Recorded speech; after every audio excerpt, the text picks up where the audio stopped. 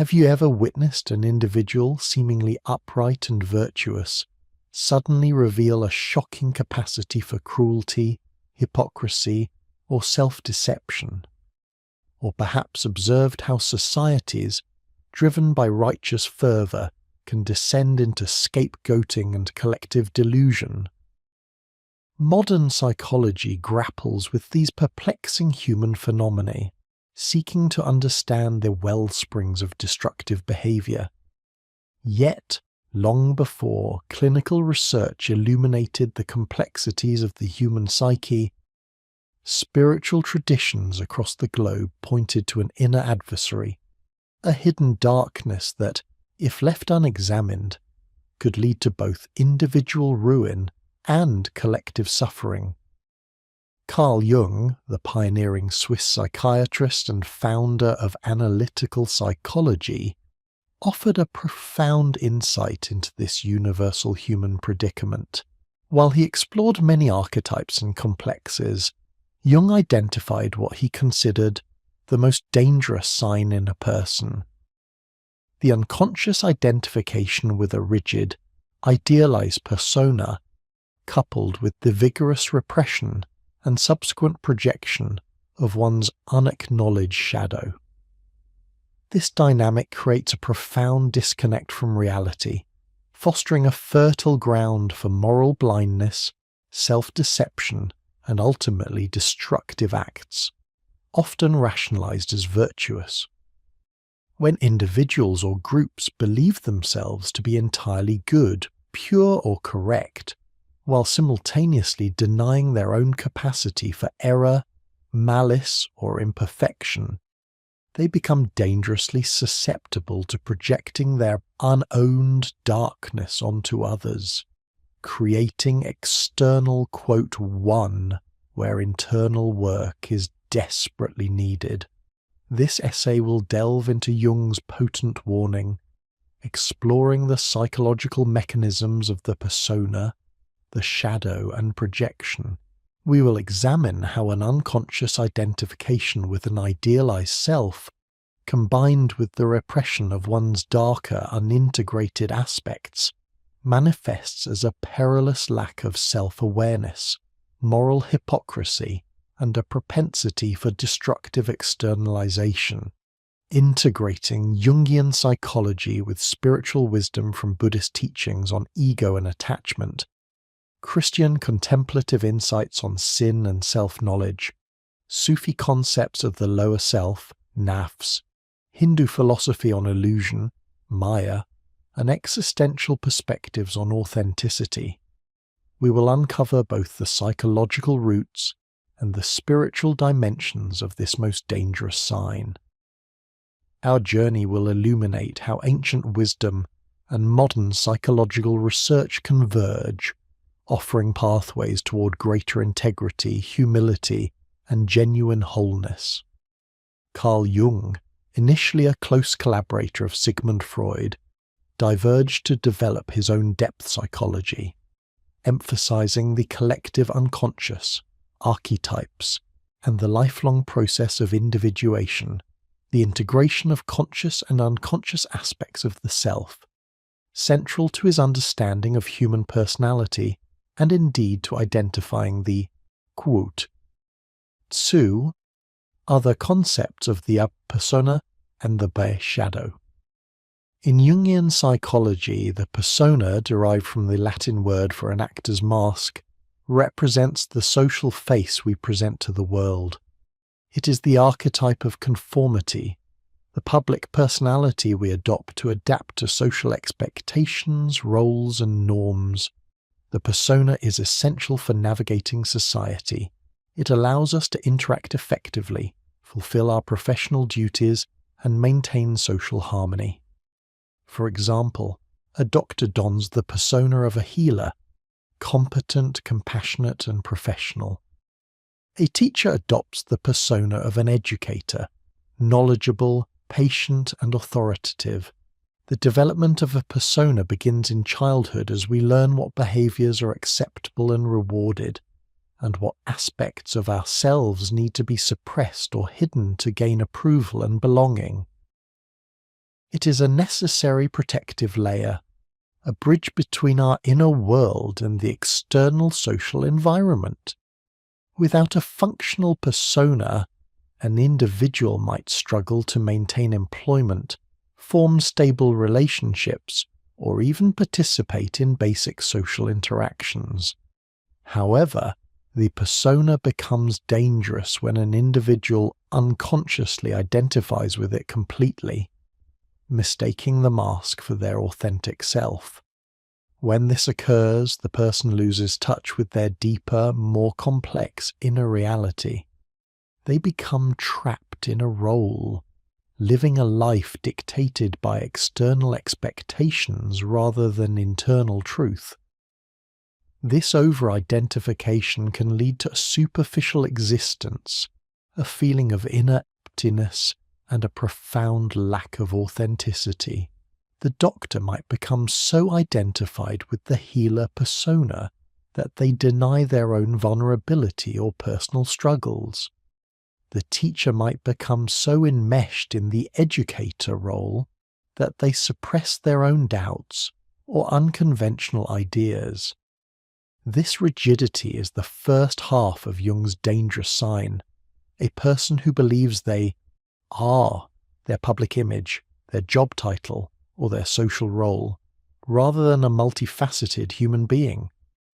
The other critical component of Jung's dangerous sign is the shadow.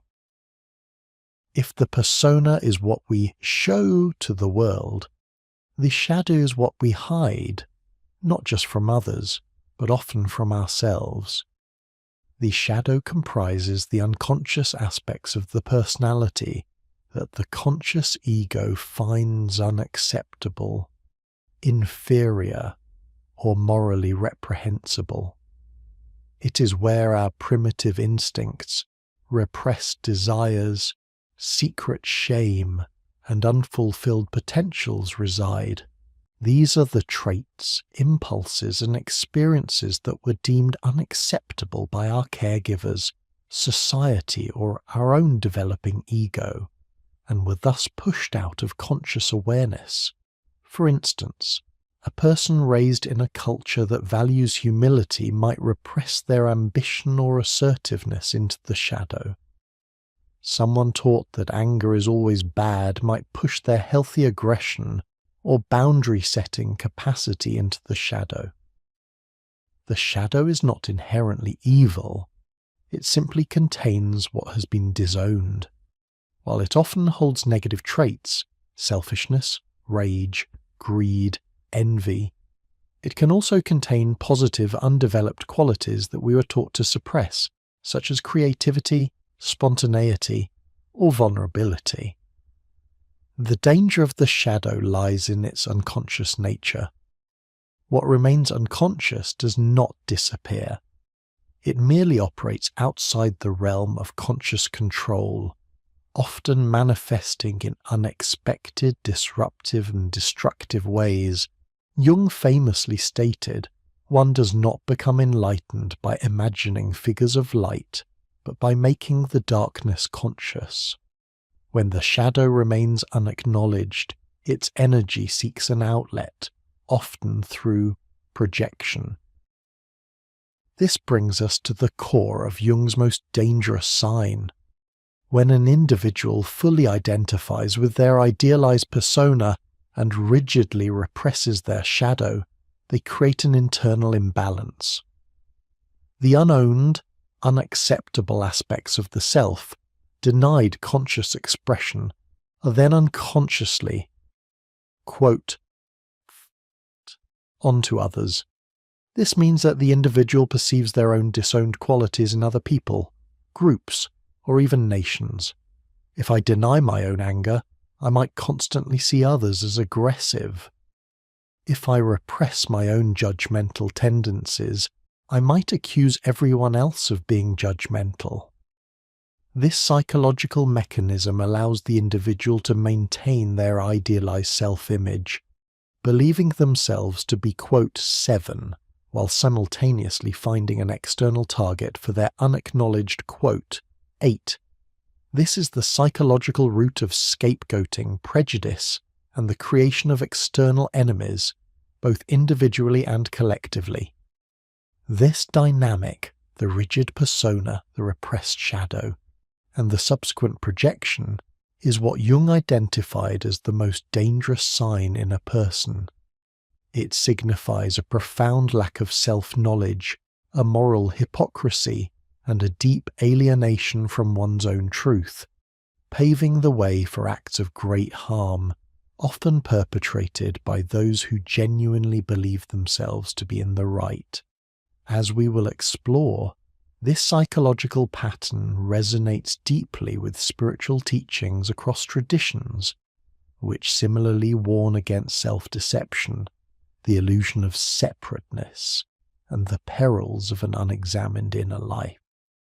We concluded our initial exploration by identifying Carl Jung's most dangerous sign, the insidious combination of an unconscious, rigid identification with an idealized persona and the vigorous repression of one's unacknowledged shadow, culminating in the psychological mechanism of projection.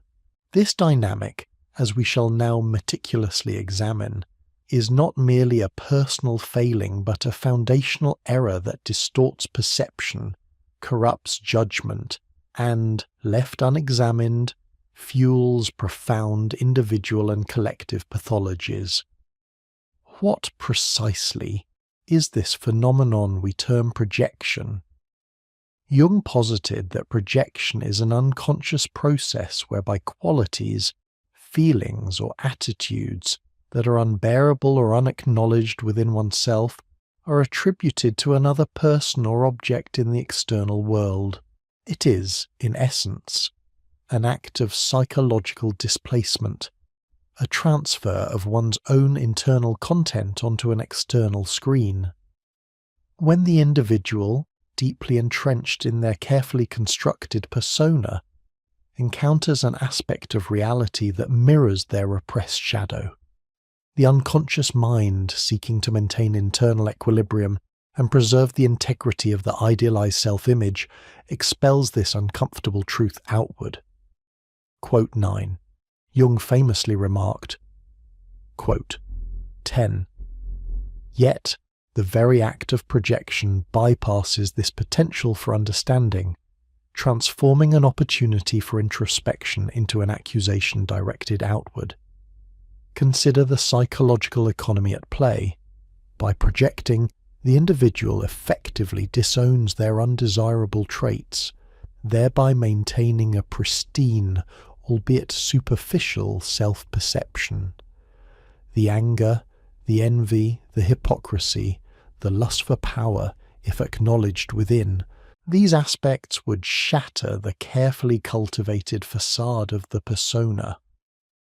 It is far more psychologically comfortable, in the short term, to perceive these qualities as residing exclusively in others. You, the reader, might reflect on instances where you have felt an intense, disproportionate moral indignation towards someone else's perceived flaw. Was it possible that the very quality you found so abhorrent resonated with an unacknowledged seed within your own psyche? This is the subtle, often unseen, operation of projection.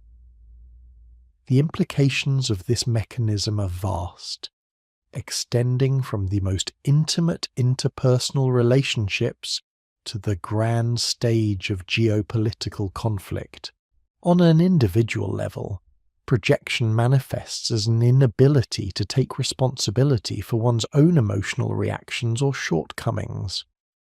The perpetually aggrieved individual, for instance, may consistently blame external circumstances or other people for their own frustrations, never pausing to consider their own contribution to the dynamic. The person who vehemently criticizes others for their perceived moral laxity might be unconsciously wrestling with their own repressed desires or temptations. This creates a psychological barrier to genuine self-improvement, as the source of the problem is always located, quote, 11, never, quote, 12.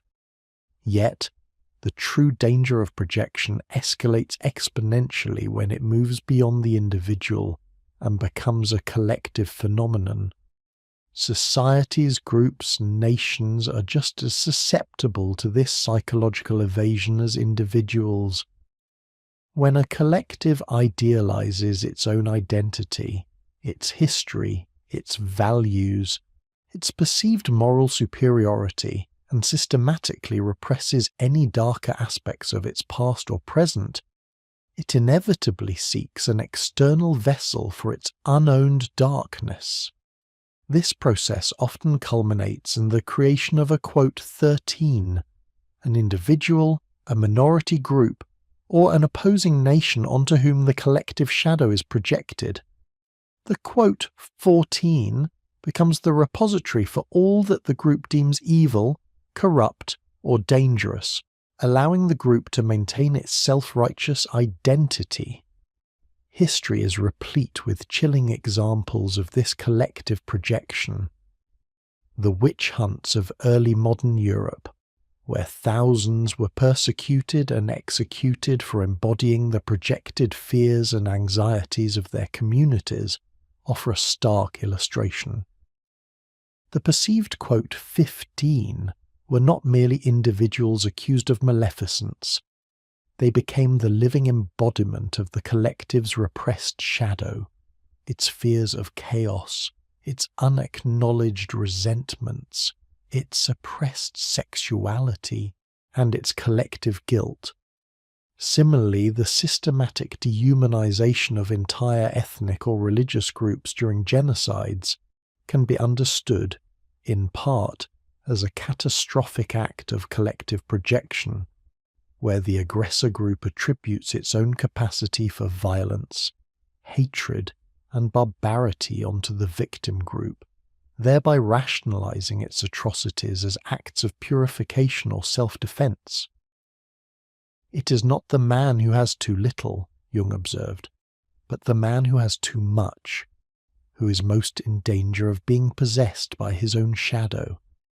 In the context of collective projection, it is the group that believes itself entirely good, entirely righteous, entirely virtuous, that becomes most susceptible to the insidious possession by its own unacknowledged darkness. The insidious power of projection lies in its ability to create a profound illusion of virtue. By externalizing one's own faults, the projector experiences a temporary sense of moral superiority. Quote 18. This cognitive distortion allows individuals and groups to engage in morally questionable or outright destructive behaviors, all while genuinely believing themselves to be acting from a place of righteousness. The crusader, the inquisitor, the revolutionary, the modern-day online accuser, each, in their own context, can become an instrument of projected judgment, convinced of their unimpeachable morality while inflicting profound harm. This self-deception is the bedrock of hypocrisy, not merely in the colloquial sense of saying one thing and doing another, but in the deeper psychological sense of being genuinely blind to one's own internal contradictions. The consequences of this unchecked projection are dire. For the individual, it leads to a perpetual state of conflict, as the external world becomes a mirror reflecting their unowned qualities. Yet they remain incapable of recognizing themselves in the reflection. Relationships become fraught with misunderstanding and blame. Personal growth stagnates, as the impetus for change is always externalized. For societies, collective projection fosters division, intolerance, and a rigid inability to engage with complex problems constructively. When one group projects its shadow onto another, genuine dialogue becomes impossible, replaced by accusations and moral condemnation. the potential for empathy with the other is destroyed, paving the way for escalating conflict and systemic injustice. Indeed, the very fabric of a healthy society depends on its members' capacity for self-reflection and the willingness to confront their own internal darkness. Without this, we risk becoming a world perpetually at war with its own projected shadows, mistaking external enemies for the internal demons we refuse to acknowledge. The quote 20 is not merely a psychological quirk, it is a fundamental threat to human flourishing, a mechanism that perpetuates cycles of misunderstanding, hatred, and violence. To mitigate this pervasive danger, we must first cultivate an acute awareness of the projection mechanism itself. This requires a courageous act of introspection, a willingness to scrutinize our own intense reactions, our judgments, and our moral indignation. When we find ourselves vehemently condemning an external phenomenon, Jung would urge us to pause and ask, what aspect of this condemnation might reside within me? What unacknowledged trait am I attempting to disown by attributing it solely to another? This is the arduous, yet ultimately liberating path of shadow integration, a journey that demands honesty, humility, and a profound commitment to self-knowledge. It is here, at the intersection of psychology and spiritual discipline, that we begin to uncover the antidotes to the self-deception wrought by projection, seeking not to eliminate the shadow, but to integrate it, transforming a source of danger into a wellspring of profound self-understanding and moral responsibility. The spiritual traditions, as we shall explore, offer ancient wisdom for navigating this very terrain. The preceding chapters have illuminated the profound danger inherent in the unconscious identification with an idealized persona and the subsequent repression and projection of the shadow. We have traced the devastating consequences of this psychological mechanism, both for the individual trapped in its self-deceptive grip and for the societies rent by its collective manifestations. Now, we turn our gaze toward the arduous yet indispensable path of integration, a journey of courageous introspection and the conscious assimilation of those disowned aspects of the self. This is not merely an academic exercise, it is, as we shall argue, a moral and spiritual imperative for genuine psychological wholeness and ethical conduct.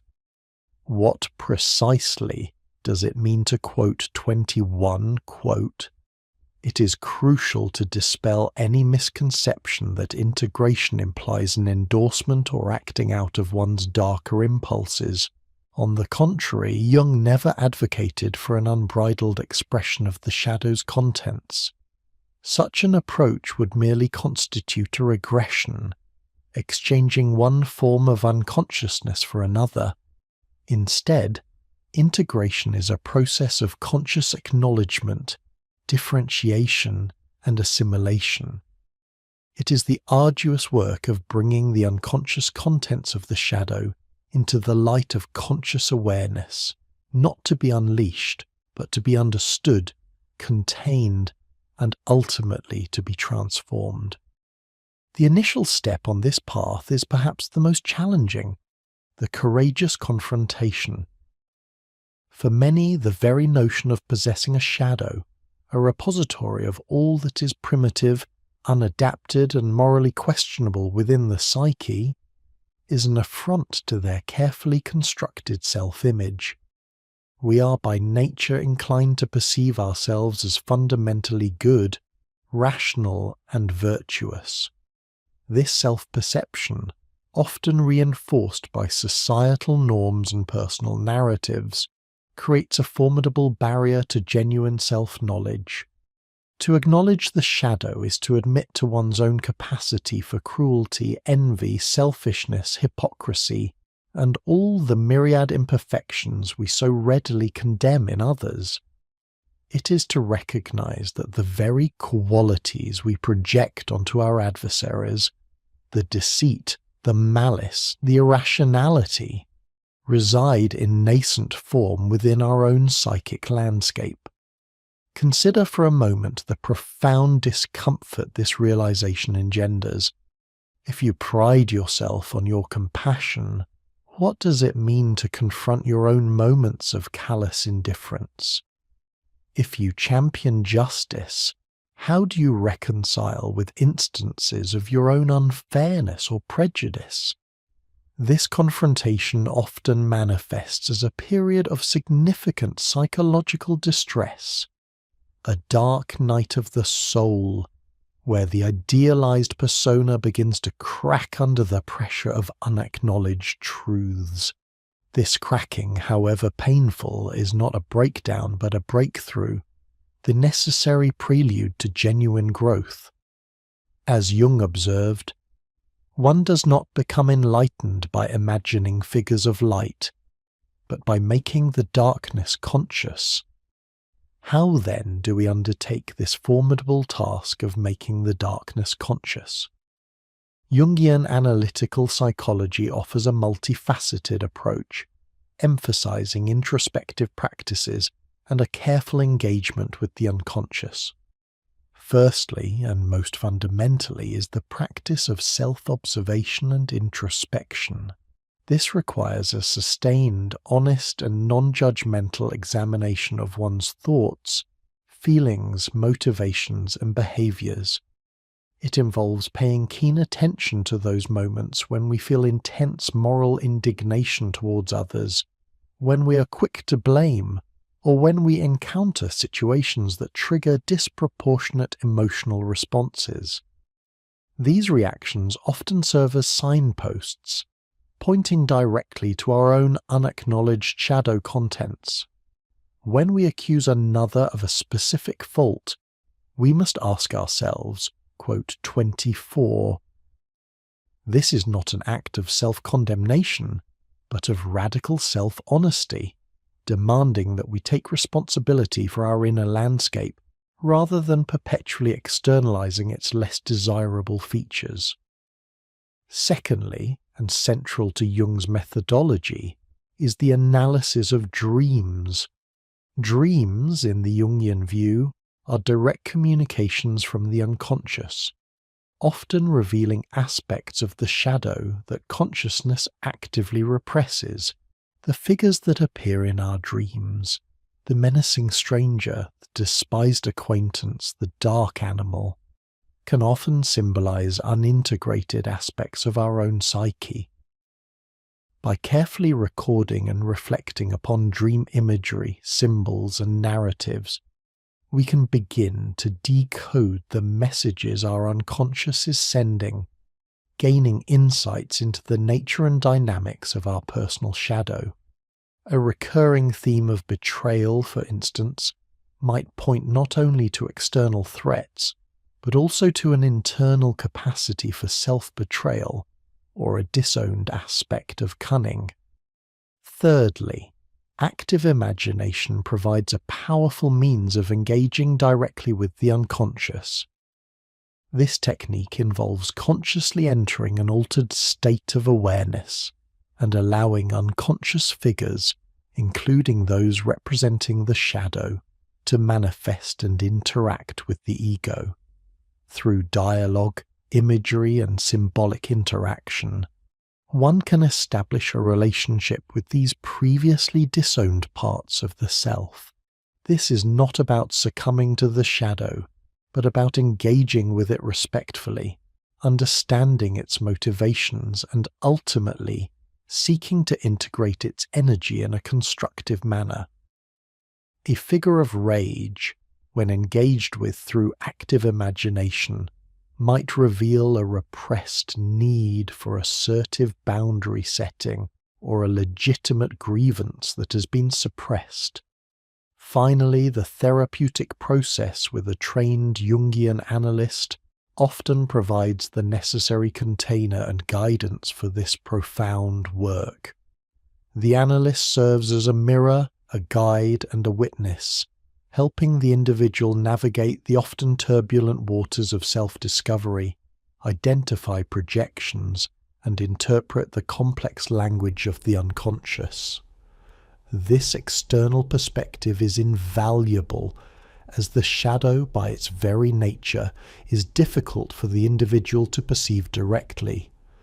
The transformative potential of shadow integration is immense. As we consciously integrate our shadow, several profound shifts occur.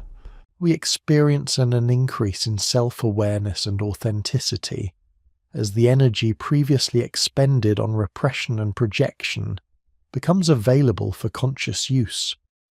The rigid, brittle persona begins to soften, allowing for a more genuine and flexible engagement with the world.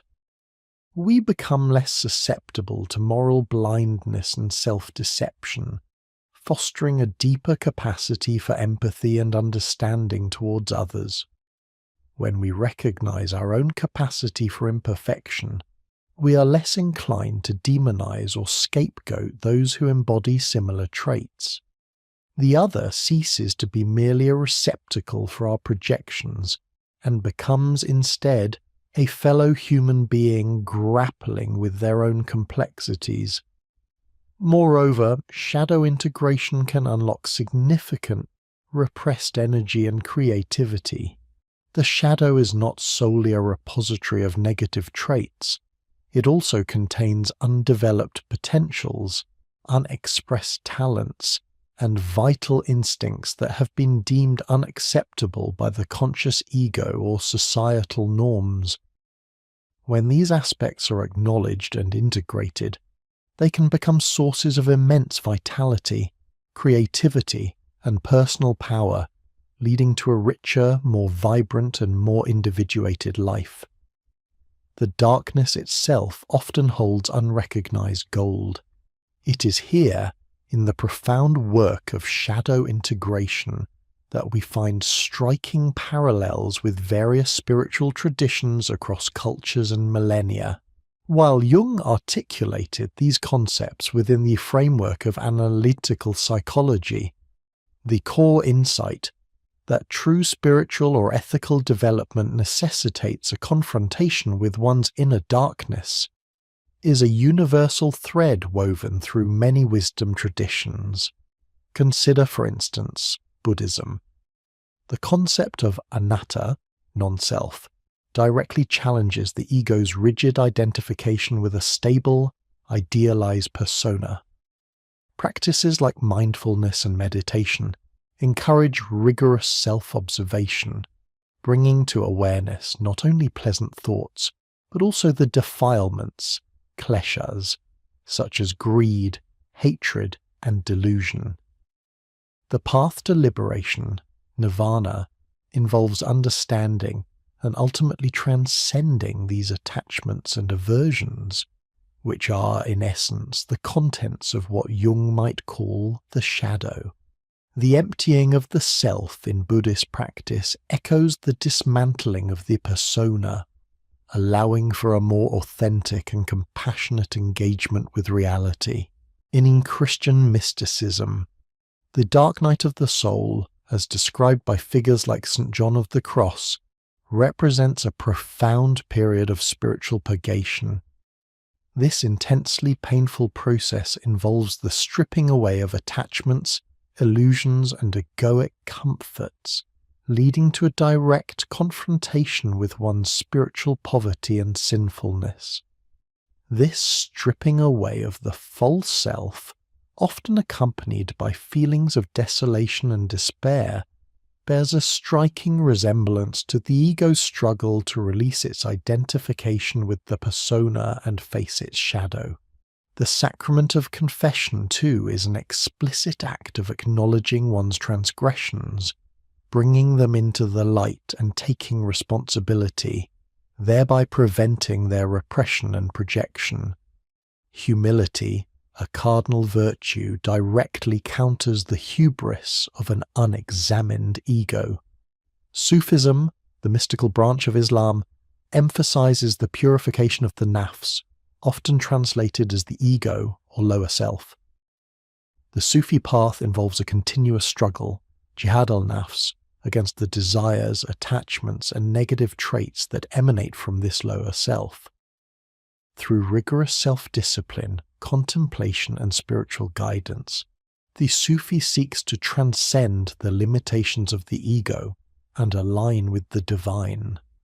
This process of identifying, acknowledging, and transforming the nafs is remarkably consonant with Jung's concept of shadow integration. Even in Stoicism, an ancient Western philosophical school, we find an implicit understanding of shadow work. Stoic practices of self-examination, prososh, journaling, and the disciplined control of one's inner world aim to identify and correct irrational judgments, unhelpful emotions, and moral failings.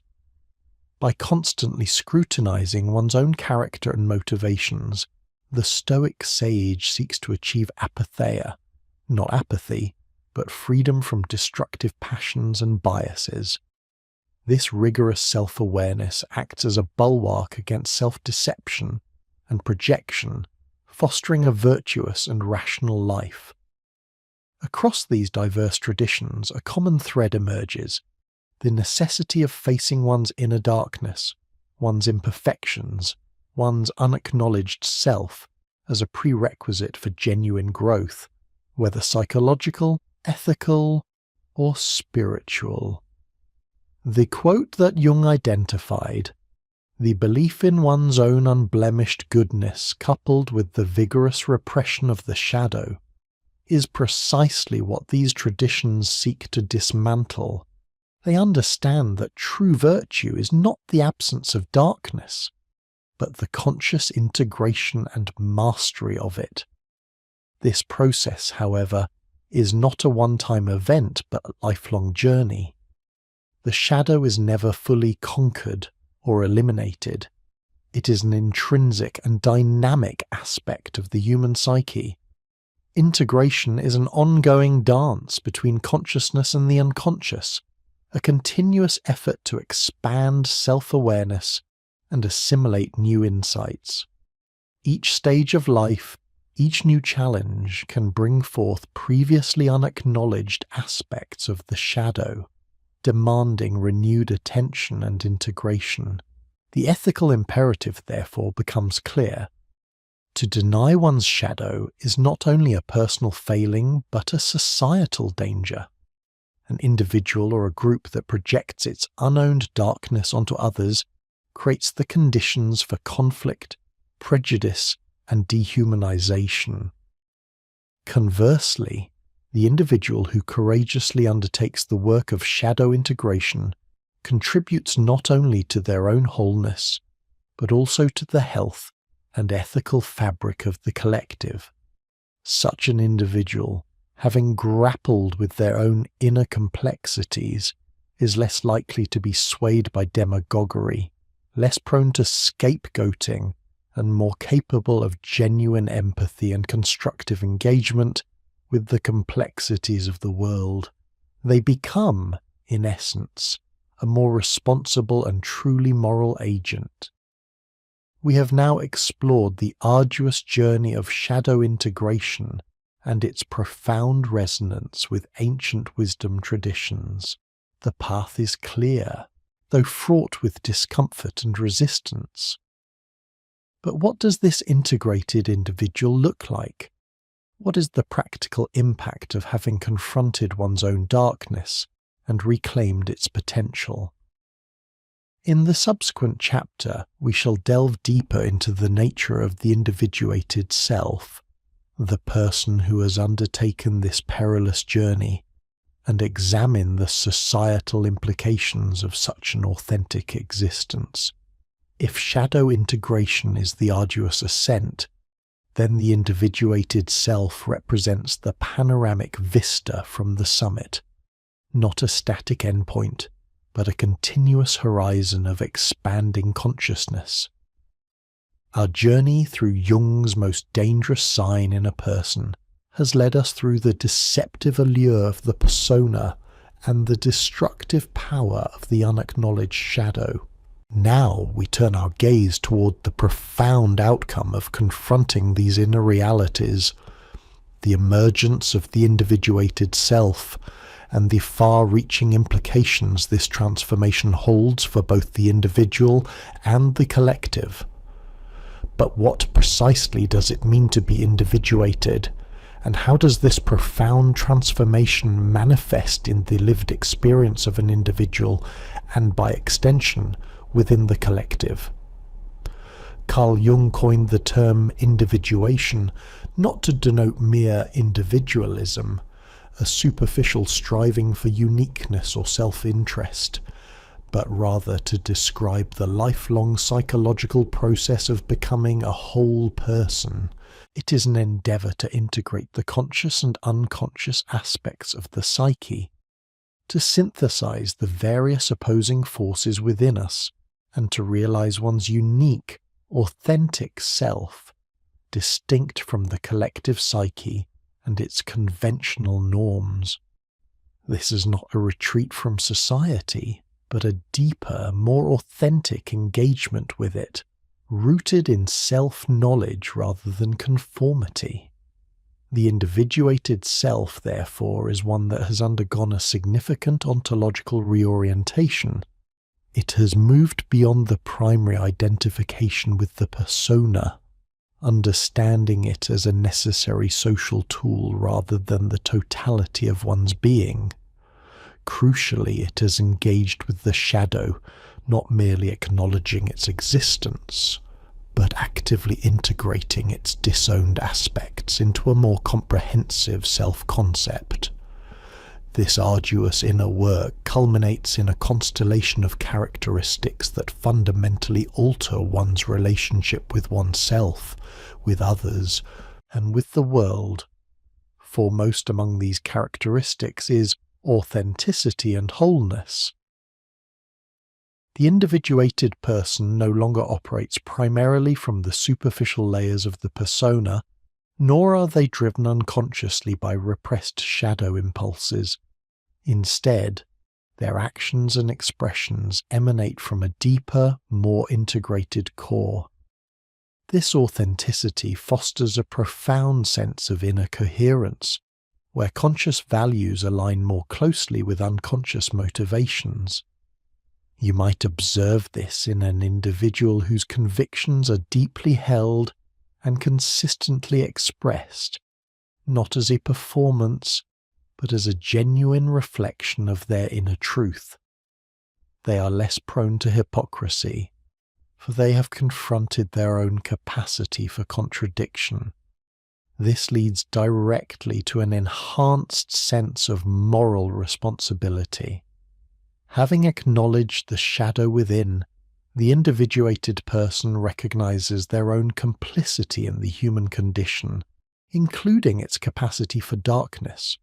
They are less inclined to project blame onto external, quote, 34 or scapegoats, for they understand that the seeds of cruelty, intolerance, and injustice reside within every human heart, including their own.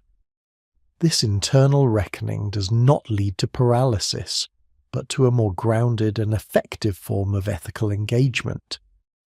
When one understands the universal presence of the shadow, the impulse to self-righteously condemn others diminishes, replaced by a more nuanced understanding and a greater impetus for genuine self-aware action. Another hallmark is the development of inner authority. Unlike the persona-identified individual who constantly seeks external validation or adheres rigidly to collective opinion, the individuated person is guided by an internal compass. This does not imply arrogance or an inability to listen to others, but rather a capacity to weigh external input against an internalized moral and psychological framework. This inner authority is crucial for resisting mass movements, demagoguery, and the seductive pull of collective delusions. Such an individual possesses a resilience born from self-knowledge, less susceptible to being swept away by emotional appeals that bypass reason, or by ideologies that demand uncritical conformity. Furthermore, individuation fosters an expanded consciousness and a deeper empathy. Through the process of integrating the unconscious, the individuated person gains a profound understanding of the complex interplay between light and shadow, conscious and unconscious within themselves. This self-knowledge naturally extends to others. When you recognize your own potential for both virtue and vice, you are better equipped to understand the complexities and contradictions in others, leading to a more profound and less judgmental form of empathy. This is not sympathy born of pity, but a recognition of shared humanity, acknowledging the struggles of others without projecting one's own unowned darkness upon them. Finally, the individuated self experiences a liberation of creative potential. The energy previously expended in maintaining the persona, repressing the shadow, or managing internal conflicts becomes available for constructive endeavors. This can manifest as heightened creativity, a deeper engagement with life, or a more profound sense of purpose. The integrated psyche is a more dynamic and resourceful psyche, capable of drawing upon the vast wellsprings of the unconscious in a conscious and intentional manner. It is imperative to emphasize that individuation is not a destination, but an ongoing, lifelong process. The psyche is a dynamic system, and new challenges, new experiences, and new developmental stages will inevitably bring forth new aspects of the shadow, requiring continuous self-reflection, confrontation, and integration. It is a spiral journey, revisiting themes at deeper levels, an endless unfolding of the self in relation to the totality of existence. As Jung himself noted, the privilege of a lifetime is to become who you truly are. This becoming is never truly finished.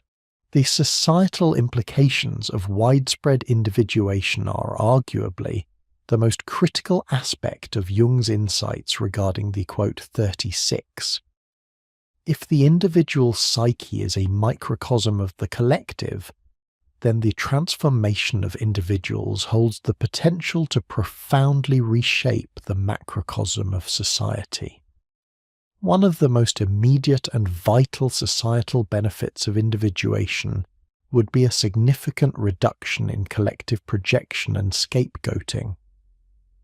When individuals integrate their own shadows, they are far less likely to participate in the collective mechanism of projecting unowned darkness onto other groups, nations, or ideologies. Imagine a society where the impulse to identify an external, quote, 37, quote, to blame for all ills is diminished because its members have taken responsibility for the, quote, 38, quote. This would naturally lead to less intolerance, less xenophobia, and a reduced propensity for intergroup conflict. The historical atrocities, from witch hunts to genocides, are stark reminders of what happens when collective shadow projection runs rampant. A society composed of more individuated persons would be inherently more resistant to such destructive forces. Furthermore, individuation fosters resistance to mass psychosis and demagoguery. As discussed, the individuated individual possesses inner authority and critical discernment. They are not easily swayed by charismatic leaders who appeal to primal fears and resentments, nor are they easily absorbed into collective delusions that offer simplistic answers to complex problems. In an age of pervasive information manipulation and rapid dissemination of emotionally charged narratives, the capacity for independent thought and moral fortitude becomes an indispensable bulwark against societal irrationality. A critical mass of individuated citizens would inoculate a society against the kind of collective hysteria that can dismantle democratic institutions and usher in authoritarianism. Such a society would also likely cultivate authentic leadership. Leaders emerging from a culture that values individuation would be less likely to be driven by ego, power hunger, or the need to maintain a flawless persona. Instead, they would be characterized by self-awareness, integrity, and a genuine commitment to the collective good, rooted in an understanding of human complexity. These leaders would be capable of nuanced decision-making, acknowledging the shadow aspects of policy and action, rather than presenting simplistic, morally absolute solutions. Ultimately, a society with a higher degree of individuation would exhibit greater tolerance, understanding, and capacity for constructive dialogue. The ability to see the complexity and inherent contradictions within oneself translates into an ability to engage with differing viewpoints without immediately demonizing the quote. Such a society would be more open to acknowledging its own historical shadows, engaging in genuine reconciliation, and working towards collective healing rather than perpetuating cycles of blame and retribution. Ethical action would stem from a deeper, more conscious place, fostering genuine social responsibility rather than performative virtue signaling. Yet, we must also acknowledge the immense challenge inherent in this vision. Individuation is a difficult and often solitary path, requiring courage, self-confrontation, and a willingness to stand apart from the collective. Societies often prefer the comfort of shared illusions, the clarity of a common enemy, and the ease of conformity over the arduous task of collective self-reflection. Jung himself was acutely aware of this tension.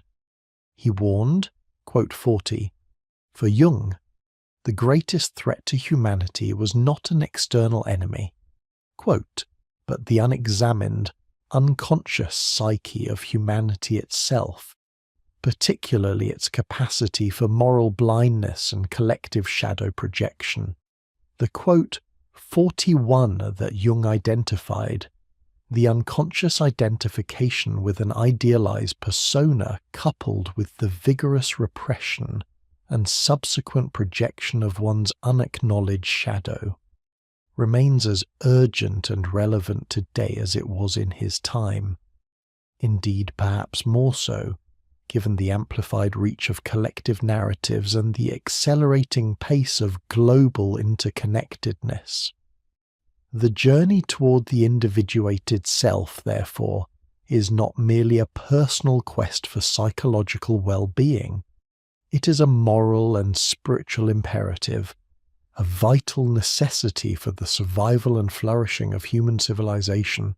It is the only true antidote to the profound dangers that arise when humanity refuses to look inward and take responsibility for its own darkness.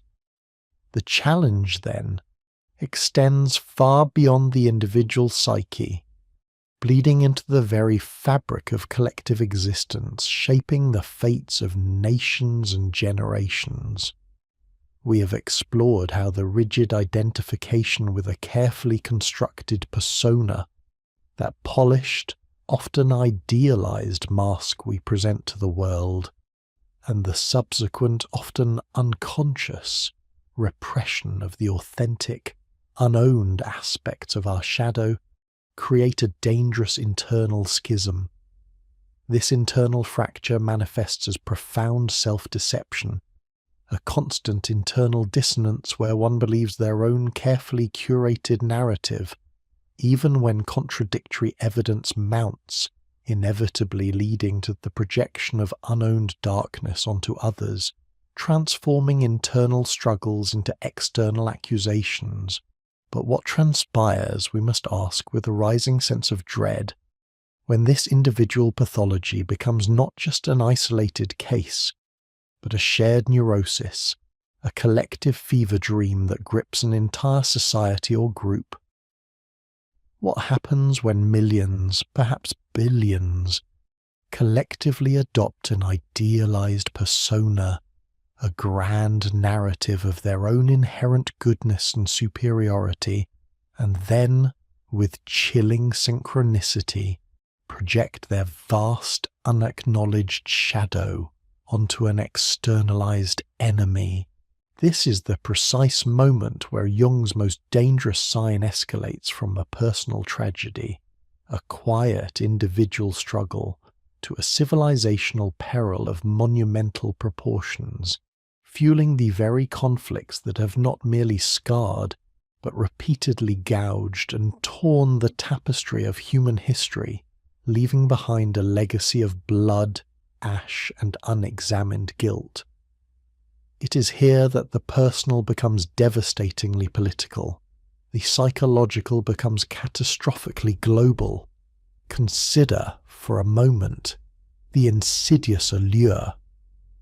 The previous chapters have elucidated how Carl Jung's most dangerous sign, the unconscious identification with an idealized persona coupled with the vigorous repression and projection of the shadow, escalates from a personal pathology to a civilizational peril. We have explored the mechanics of this psychological dynamic and its historical manifestations, recognizing that unexamined collective shadow projection lies at the root of societal conflicts, persecutions, and mass delusions. The challenge of individuation, therefore, transcends mere personal growth. It presents itself as a vital imperative for human flourishing, and indeed for the very survival of civilization. But how precisely does this collective neurosis manifest in the contemporary world, and what does a societal commitment to individuation truly entail? As we delve into Chapter 6, we must confront the stark reality that the mechanisms Jung identified are not relics of a bygone era, but active, potent forces shaping our present global landscape. The civilizational peril we speak of is not a theoretical construct. It is observable in the fracturing of societies, the escalation of ideological conflicts, and the pervasive sense of unease that permeates much of modern life. When individuals and groups alike cling rigidly to their collective personas, their idealized self-images as virtuous, enlightened, or morally superior, the unacknowledged shadow does not simply vanish. It becomes amplified, seeking expression through the collective. Consider, for instance, the phenomenon of extreme political polarization that grips many nations. Here, we witness a textbook case of collective persona identification and shadow projection. Each ideological faction constructs an elaborate, often self-congratulatory, narrative of its own inherent goodness, its enlightened policies, and its righteous motivations. This collective persona serves to bolster group identity and cohesion, providing a comforting sense of belonging and moral clarity. However, the darker, unacknowledged aspects, the lust for power, the capacity for cruelty, the intellectual dishonesty, the tribalistic impulses, are swiftly disowned and projected onto the opposing faction.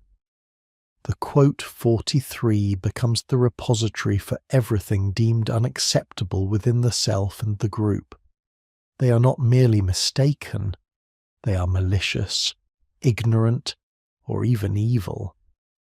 This psychological dynamic transforms political discourse into a moral crusade, where compromise is seen as capitulation to evil, and empathy for the opponent is perceived as a betrayal of one's own virtuous collective. The result is a profound inability to engage in nuanced discussion, to acknowledge shared humanity, or to seek common ground, all hallmarks of a society grappling with a deeply repressed collective shadow. This collective shadow also finds fertile ground in the rapid, often uncritical, judgments prevalent in the digital age. We observe the rise of moral panics and quote 44, where individuals or groups are swiftly condemned and ostracized for perceived transgressions. While accountability is undeniably crucial for a just society, the speed and ferocity with which these judgments are often rendered, frequently based on incomplete information and fueled by collective outrage, bear the unmistakable signature of unintegrated shadow material. The collective, identifying with a persona of moral purity and justice, projects its own latent capacity for error, hypocrisy, or cruelty onto the designated scapegoat. The act of condemnation becomes a ritualistic purging, temporarily assuaging the collective's unconscious guilt and reinforcing its idealized self-image. The individual or group targeted often embodies a quality that, consciously or unconsciously, threatens the prevailing collective persona or reminds the collective of its own disowned imperfections. Beyond the social and political spheres, we can discern the collective shadow's influence in our relationship with the natural world. Our civilization, driven by a persona of boundless progress, technological mastery and economic growth, frequently represses the shadow of its destructive impact on the environment. The inconvenient truths of climate change, resource depletion, and ecological collapse are often met with denial, rationalization, or a frantic search for external solutions that do not require a fundamental re-evaluation of our collective values and consumption patterns. To truly confront these crises would necessitate acknowledging a collective shadow of greed, short-sightedness, and hubris, a confrontation that challenges the very foundations of our idealized industrial persona. The consequence is a profound moral blindness, where the pursuit of short-term gain overrides long-term survival, and the future generations become the unconscious recipients of our projected environmental debt. Furthermore, the very technologies we create while offering unprecedented connectivity can inadvertently amplify the persona problem. The curated digital identities we present on social media platforms are, in essence, highly refined personas. They allow us to project an idealized version of ourselves, successful, happy, intelligent, virtuous, while simultaneously repressing and disconnecting from the messier, more authentic aspects of our inner lives. This constant performance, this relentless striving for external validation, can lead to an even greater disassociation from the authentic self. When entire societies become immersed in this culture of performative virtue and superficial connection, the collective shadow, comprising feelings of inadequacy, envy, and disconnection, can fester, manifesting as widespread anxiety, depression, and a pervasive sense of existential emptiness. The core difficulty, then, lies in the illusion of virtue. Societies, much like individuals, are adept at constructing an elaborate persona of righteousness, progress, or moral superiority. This collective self-deception allows for the rationalization of deeply unethical behaviors, both historically and in the present, Consider a nation that champions freedom and democracy abroad, while simultaneously grappling with systemic injustices or historical atrocities at home. The persona of the benevolent superpower is maintained by repressing and projecting the shadow of its own imperialistic tendencies, its internal inequalities, or its past misdeeds. This dynamic fosters profound hypocrisy and self-sabotage, as the unacknowledged shadow inevitably undermines the very ideals the persona purports to uphold. To move beyond this perilous state, a societal commitment to individuation becomes not merely desirable, but essential. This arduous path demands not only individual self-reflection, but a profound cultural shift, a collective willingness to engage with its own shadow. How does a society begin to integrate its shadow? It starts with a courageous and critical self-examination of its historical narratives, challenging collective myths that obscure uncomfortable truths. It requires a willingness to acknowledge past injustices, to mourn collective losses, and to take responsibility for actions that contradict its idealized self-image. This process is inherently painful, as it involves confronting the very aspects of our collective identity that we have painstakingly repressed or projected. The role of education, art, and courageous leadership becomes paramount in fostering this collective awareness. Education must move beyond the mere transmission of facts to cultivate critical thinking, empathy, and the capacity for introspection. Art in its myriad forms can serve as a vital conduit for exploring the collective unconscious, giving voice to repressed emotions and challenging societal norms. Courageous leaders are those who dare to speak uncomfortable truths, to model self-reflection, and to guide their communities through the difficult process of confronting their collective shadow rather than merely reinforcing the prevailing persona. This journey also necessitates embracing paradox and complexity, rather than seeking simplistic answers or convenient scapegoats. A society engaged in individuation understands that progress is not linear, that good and evil reside within every group, and that true wisdom emerges from holding contradictory truths in tension.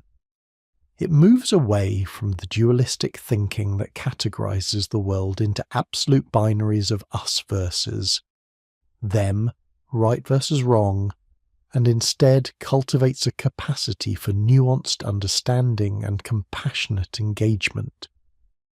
The promise of collective individuation is a civilization far more resilient, empathetic, and truly ethical.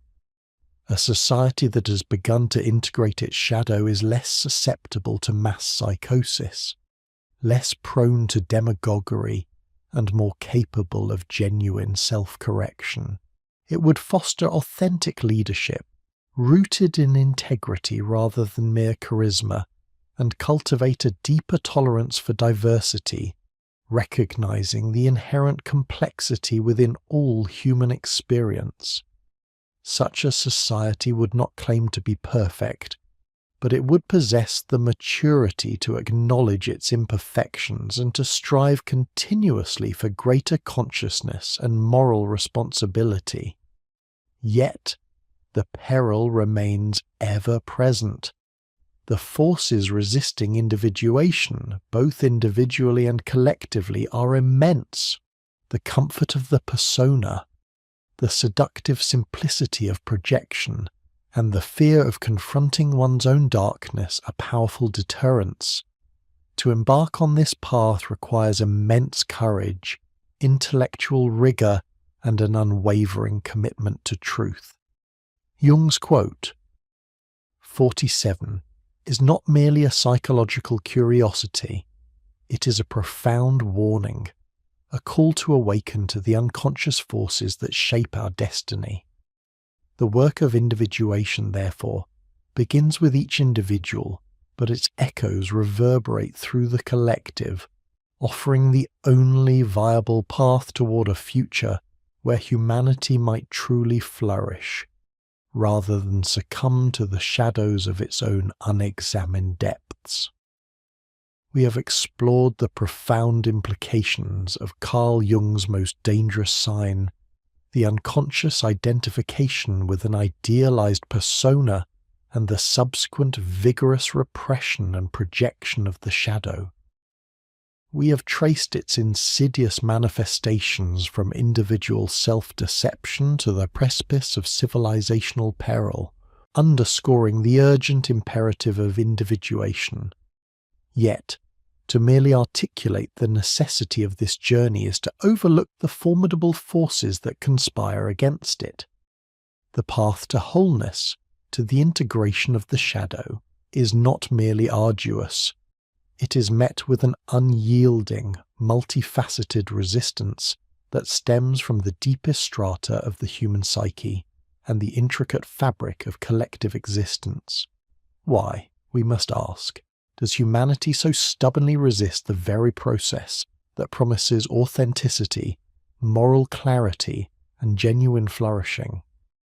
What psychological fortresses protect the dangerous illusion, and what societal pressures conspire to maintain the comfortable lie?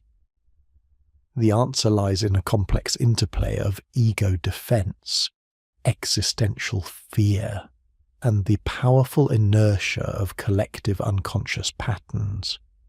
At the heart of this resistance lies the ego's tenacious grip on its preferred self-image, the persona. This social mask, while a necessary adaptive structure for navigating the complexities of communal life, becomes a psychological prison when it usurps the entirety of identity. To identify with the persona is to inhabit a realm of relative predictability and social acceptance. It offers the comforting illusion of control, a curated self presented to the world and crucially to oneself. To dismantle this edifice, even partially, feels akin to an ego death, a terrifying plunge into an abyss where social standing, self-esteem, and even sanity seem to be at stake. The persona, in its defensive function, assures us of our goodness, our competence, our moral rectitude.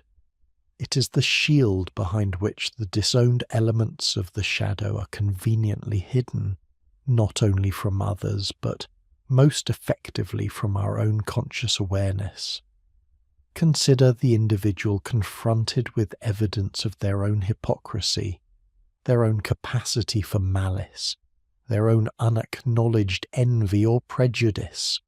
The initial, almost instinctual reaction is often one of fierce denial, rationalization, or projection.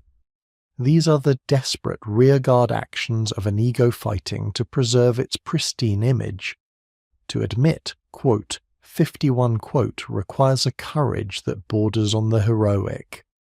It demands a willingness to relinquish the comforting illusion of personal blamelessness, to step out from behind the persona's protective facade and encounter the raw, unvarnished truth of one's own complexity. This is not merely an intellectual exercise. It is an emotional and existential confrontation that shakes the very foundations of self-perception. Furthermore, the shadow, by its very nature, comprises those aspects of the self that have been deemed unacceptable, primitive, or morally reprehensible by both the individual and their surrounding culture. To integrate the shadow is not to become these aspects, but to acknowledge their presence, to understand their potential energy, and to differentiate oneself from their unconscious compulsion. Yet the fear persists. If I acknowledge my capacity for anger, will I become an angry person? If I recognize my jealousy, will it consume me? This fear is often rooted in a simplistic understanding of integration, mistaking acknowledgement for endorsement and differentiation for identification. It is precisely this misunderstanding that fuels the repression, for the ego believes it is protecting itself and others from a dangerous unleashing of destructive forces. Beyond the individual psyche, society itself acts as a formidable bulwark against individuation. Collective norms, moral codes, and dominant ideologies often prescribe rigid personas and implicitly or explicitly condemn certain shadow aspects. A society that valorizes unfettered ambition, for instance, may repress and project its collective shadow of ruthless exploitation onto, quote, 52, quote, or, quote, 53, quote, a culture that champions purity and innocence may cast out and demonize those who embody its own repressed sensuality or aggression. The collective unconscious, as Jung posited, is not merely a repository of universal archetypes, but also a dynamic field that shapes and is shaped by individual psyches. When a significant portion of a population identifies with a collective persona, be it nationalistic pride, ideological purity, or moral righteousness, the pressure to conform becomes immense. To question the collective narrative, to point out the shadow lurking beneath the radiant facade of the group, is often met with ostracization, ridicule, or even violent suppression. We witness this phenomenon in the fervent adherence to political dogmas, where any deviation from the party line is perceived as treason, and any acknowledgement of internal flaws is seen as a betrayal. The collective persona demands unwavering loyalty, and its shadow is projected onto the opposing faction, creating an intractable, quote, 54, quote, dynamic that stifles nuance and introspection. This collective inertia is particularly evident in historical contexts where societies have been swept up in mass movements fueled by projection. Consider the witch hunts of early modern Europe, where communities, perhaps grappling with their own repressed anxieties, fears and aggressions, projected these onto marginalized women, creating a collective persona of righteous piety that justified unspeakable cruelty. Or the genocides of the 20th century, where entire nations, under the sway of a powerful collective persona of racial or ideological superiority, externalized their collective shadow onto minority groups, systematically dehumanizing them to justify their extermination. In each instance, the dangerous sign operated not merely at the individual level, but as a collective psychosis, where the moral compass was inverted and atrocity was committed under the banner of virtue. The consequences of this persistent avoidance are dire, both for the individual and for the collective. For the individual, the failure to integrate the shadow leads to psychological stagnation, a chronic sense of inauthenticity, and a susceptibility to neurosis. The repressed shadow does not simply vanish. It festers, emerging in unconscious compulsions, self-sabotaging behaviors, unexplained mood swings, or a persistent feeling of inner emptiness despite outward success. It manifests as a rigid adherence to external rules, a crippling fear of judgment, or a constant need for external validation, all symptoms of an ego too fragile to confront its own depths. The unexamined life, in this Jungian sense, is not merely worth less living. It is a life perpetually haunted by its own disowned parts, forever incomplete. Collectively, the consequences are even more catastrophic. The refusal to acknowledge the shadow within a society leads to an escalation of external conflicts a hardening of ideological divides, and a pervasive moral hypocrisy. When a nation projects its greed, its lust for power, or its historical injustices onto another nation, genuine diplomacy becomes impossible. When a political movement refuses to acknowledge its own internal inconsistencies, its own capacity for authoritarianism, or its own contribution to societal problems, it becomes incapable of self-correction and perpetuates a cycle of blame and recrimination. The quote 55 becomes a collective delusion, blinding societies to their own complicity in the very problems they decry.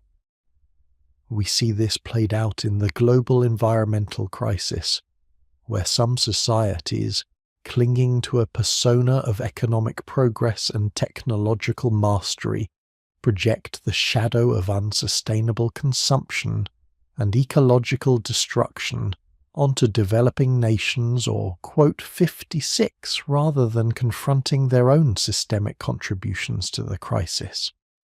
We observe it in the persistent denial of historical atrocities, where nations construct sanitized narratives of their past, projecting the shadow of their transgressions onto victims or external forces, thus hindering reconciliation and perpetuating intergenerational trauma.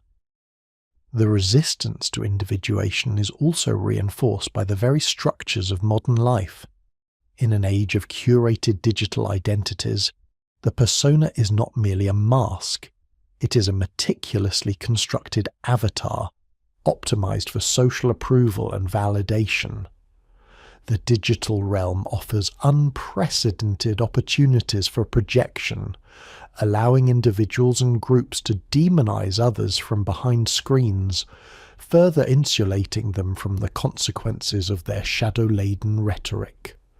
The constant bombardment of information, often filtered through algorithms that reinforce existing biases, creates echo chambers that amplify the collective persona and silence dissenting voices, making the critical self-reflection necessary for shadow integration even more challenging. Moreover, the discomfort of growth is a powerful deterrent. Individuation is not a linear, pleasant process. It involves periods of profound disorientation, anxiety, and despair as old structures of identity crumble and new understandings emerge. It requires a willingness to sit with ambiguity, to tolerate paradox, and to embrace the inherent messiness of human existence. This journey often necessitates confronting one's personal trauma, one's inherited complexes, and the painful truths about oneself and one's lineage. It is far easier, in the short term, to remain ensconced within the familiar confines of the persona, even if that comfort comes at the cost of authenticity and wholeness. Yet despite this formidable resistance, the inherent drive towards wholeness, the call of the self, persists.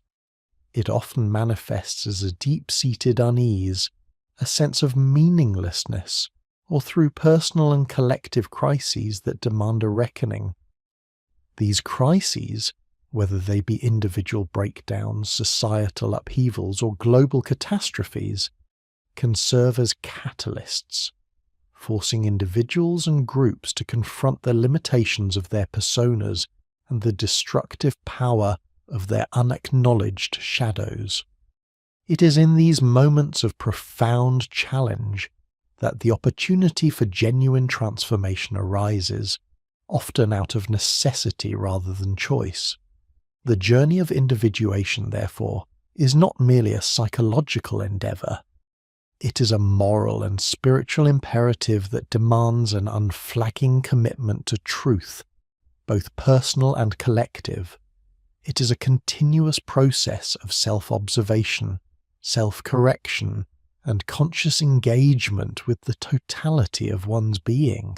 The immense resistance we face is not merely an obstacle to be overcome, It is an intrinsic part of the process, a crucible through which genuine self-knowledge and ethical responsibility are forged.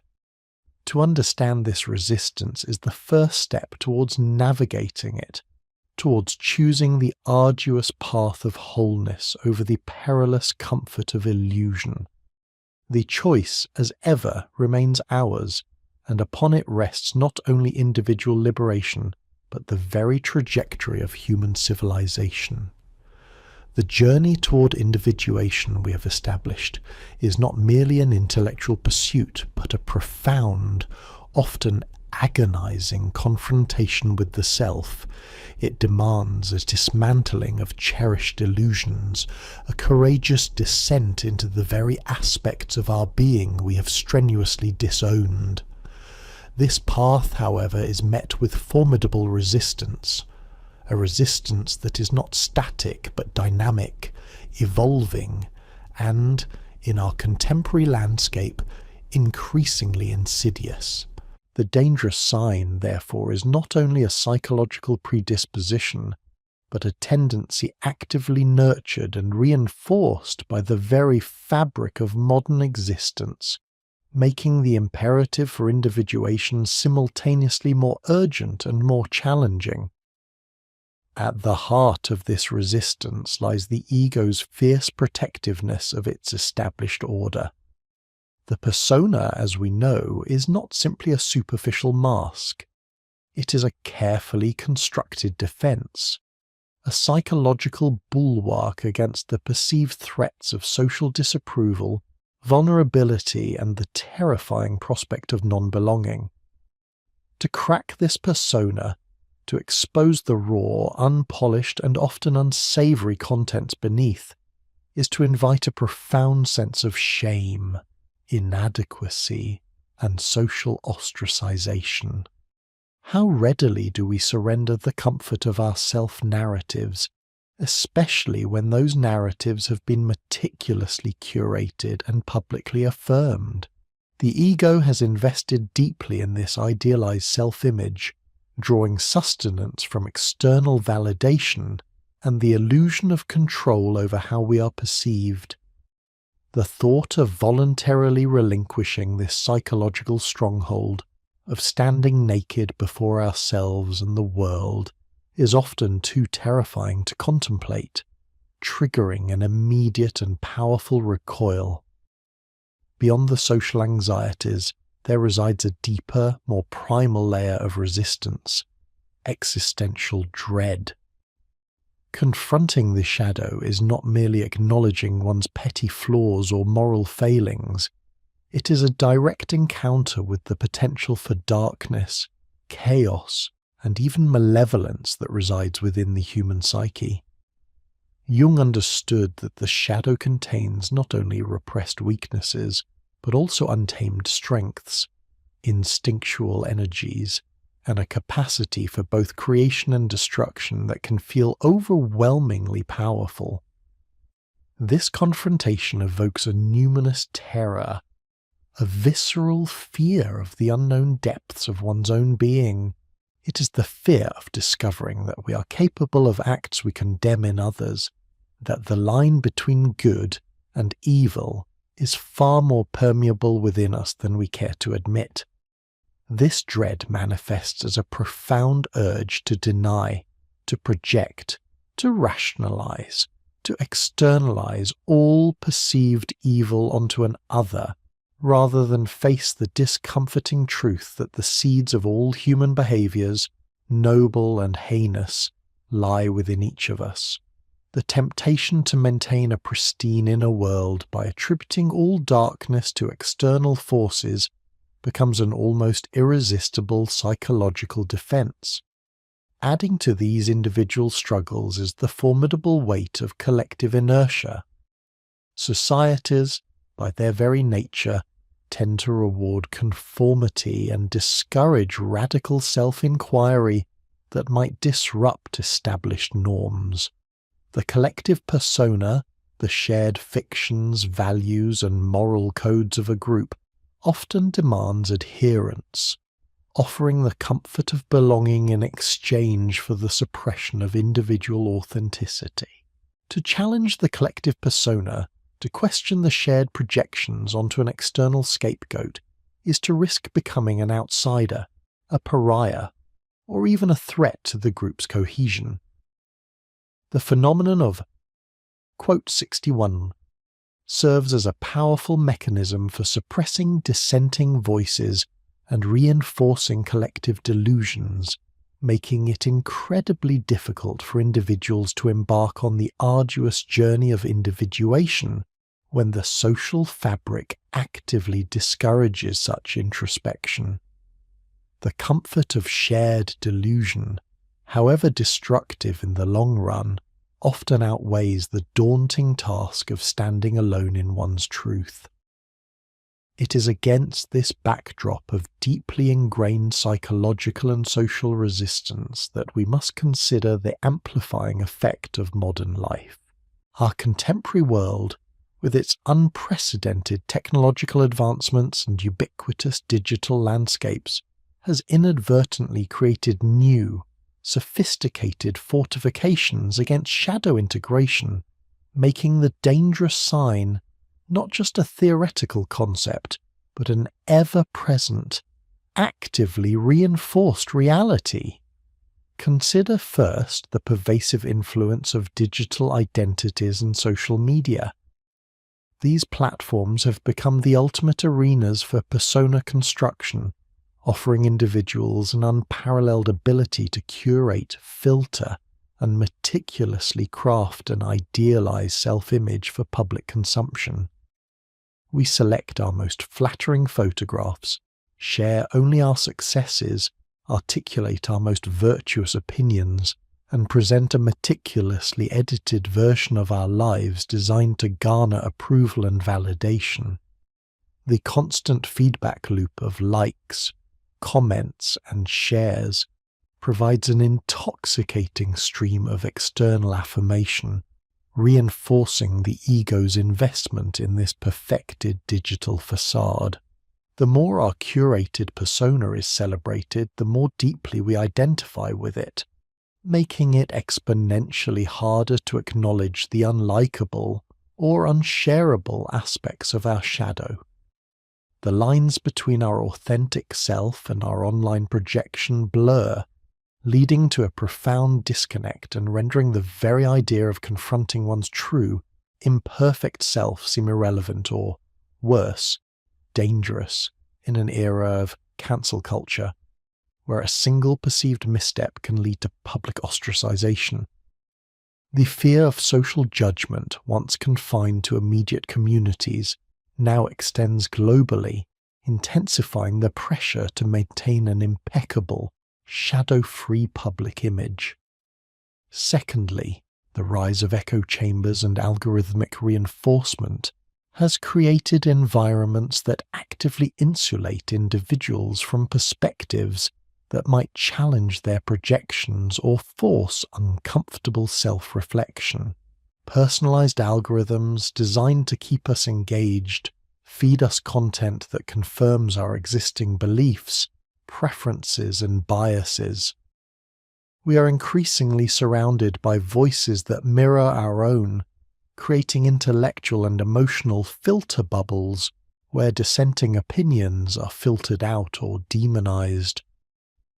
This constant validation of our worldview, coupled with the systematic exclusion of alternative viewpoints, makes it remarkably easy to project our unowned shadow onto the other, those outside our echo chamber who hold different beliefs. Why engage in the difficult work of integrating one's own intolerance or aggression when the algorithm readily presents an external group onto whom these qualities can be projected with collective affirmation? This environment reduces critical thinking, deepens cognitive biases, and fosters a profound sense of certainty in one's own righteousness, making the recognition of one's own darkness an increasingly rare and unwelcome possibility. The collective shadow, far from being integrated, finds fertile ground in these polarized digital communities where, quote, 69 narratives are not just tolerated but actively amplified. Finally, the cult of distraction inherent in modern life further impedes the path to individuation. In an era of constant connectivity, endless information streams, and a relentless demand for our attention, the opportunity for quiet introspection has become a luxury, if not an impossibility. We are bombarded by notifications, overwhelmed by content, and conditioned to seek immediate gratification through external engagement. This constant external stimulation serves as a potent avoidance mechanism, allowing us to perpetually escape the discomfort of inner silence, where the whispers of the unconscious might otherwise begin to surface. The arduous long-term work of self-integration, which demands stillness, patience, and a willingness to sit with profound discomfort, is easily sidelined in favor of the immediate, albeit superficial, satisfactions offered by the external world. We prioritize productivity over reflection, consumption over contemplation, effectively drowning out the subtle calls for self-awareness that are essential for shadow integration. The paradox of our age is stark. As the need for individuation grows more urgent in a complex, interconnected world, the forces opposing it become ever more sophisticated, pervasive, and deeply integrated into our daily lives.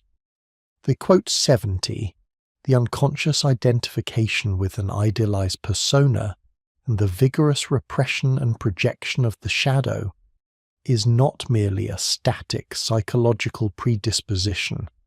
It is actively nurtured and strengthened by contemporary conditions. Overcoming this resistance, therefore, is not just a personal challenge, but a moral and spiritual imperative for the flourishing, and perhaps even the survival of civilization, demanding a conscious, deliberate, and sustained effort to reclaim our inner lives from the siren call of external validation and perpetual distraction. The stakes in this ongoing psychological drama could not be higher. The journey toward individuation we have established is not merely arduous. It is a profound confrontation with the very architecture of the self, demanding a dismantling of cherished illusions and a courageous descent into the psyche's unlit chambers. This architecture, built meticulously over years through experiences, beliefs, and societal conditioning, feels foundational, unyielding. To question its very structure is to invite an earthquake within one's own being. It requires an almost surgical precision in identifying and then severing the cherished illusions, the comforting fictions we tell ourselves about our inherent goodness, our unwavering competence, our unique desirability, or our absolute control over our lives. To step into the psyche's unlit chambers is to face the unknown, to risk encountering aspects of ourselves that society, and indeed our own consciousness, has deemed unacceptable, frightening, or shameful. It is descent into a wilderness where the familiar landmarks of egoic identity dissolve, leaving one vulnerable and disoriented.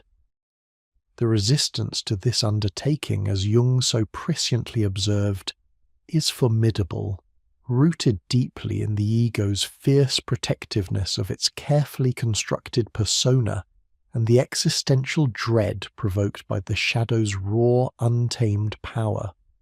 The ego, ever vigilant, perceives this introspective journey as an existential threat, a potential unravelling of its very coherence.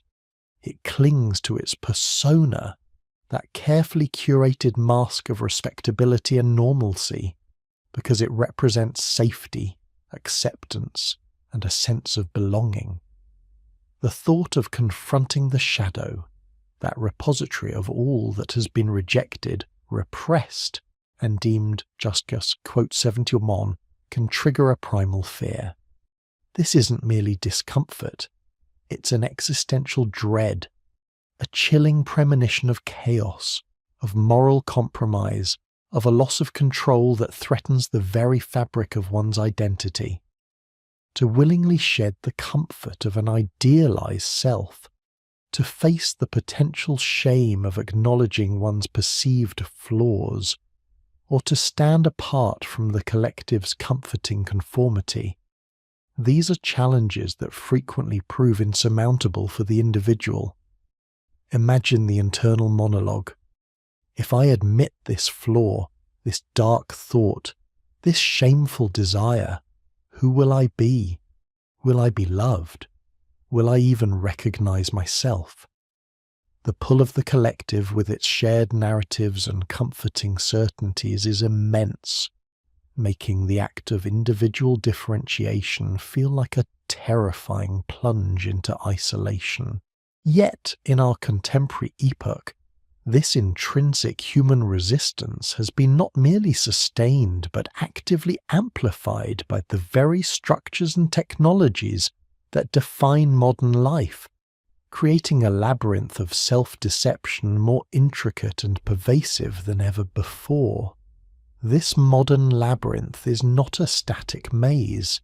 It shifts and reconfigures itself with every technological advancement, making the path to self-discovery not just difficult, but actively obscured by glittering distractions and reinforced illusions. Consider first the pervasive phenomenon of curated digital identities. In an era dominated by social media platforms, the presentation of self has evolved from a nuanced, context-dependent social performance into a meticulously crafted, perpetually updated digital persona. We are quite literally incentivized to construct idealized versions of ourselves. Filters smooth imperfections.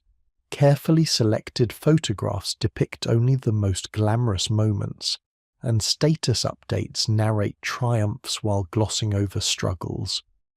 Think of Sarah, meticulously editing her vacation photos, digitally erasing the tired lines around her eyes from the long flight, brightening the sky to an unnatural azure, choosing the most flattering angle that hides the extra weight she's been carrying. Her captions speak of unforgettable moments and living her best life, while omitting the arguments with her partner or the quiet moments of loneliness she felt. This constant pressure to present a best self blurs the lines between the persona and the true self, creating a feedback loop where the digital mask becomes increasingly rigid and difficult to remove. Each like, each positive comment acts as a reinforcing agent, cementing the facade deeper into the psyche. Sarah finds herself thinking, if I'm getting so much validation for this version of me, then this must be who I should be. The psychological cost is immense. Individuals find themselves trapped between the aspiration of their online facade and the messy reality of their inner lives. How, we might ask, can one begin the arduous work of shadow integration when the very fabric of one's social existence demands the constant projection of an unblemished, idealized image? The digital persona, far from being a mere extension of the self, often becomes a hyper-amplified, almost tyrannical archetype of conformity, dictating not just how one appears, but how one feels, one should feel. It whispers, you must be happy, successful, beautiful, constantly thriving.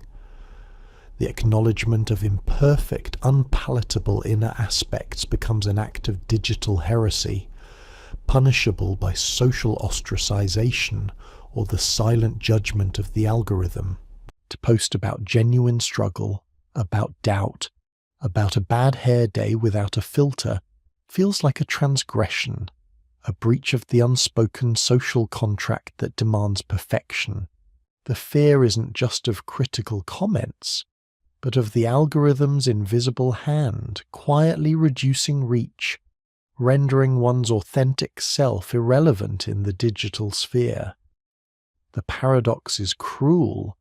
While ostensibly seeking connection and validation, we inadvertently construct deeper walls of isolation as genuine intimacy struggles to thrive in the shadow of relentless inauthenticity. We connect to an image, not a soul, and the soul, starved of genuine recognition, retreats further into isolation. Compounding this challenge are the echo chambers and algorithmic reinforcement that characterize our online information consumption. The personalized feeds delivered by social media and news aggregators, while designed for engagement, inadvertently create ideological bunkers, insulating individuals from challenging perspectives and diverse viewpoints. These bunkers are warm and comforting, filled with the reassuring echoes of one's own beliefs, where every opinion is validated and every prejudice affirmed. Algorithms, by their very nature, show us more of what we already agree with, reinforcing existing biases and validating preconceived notions.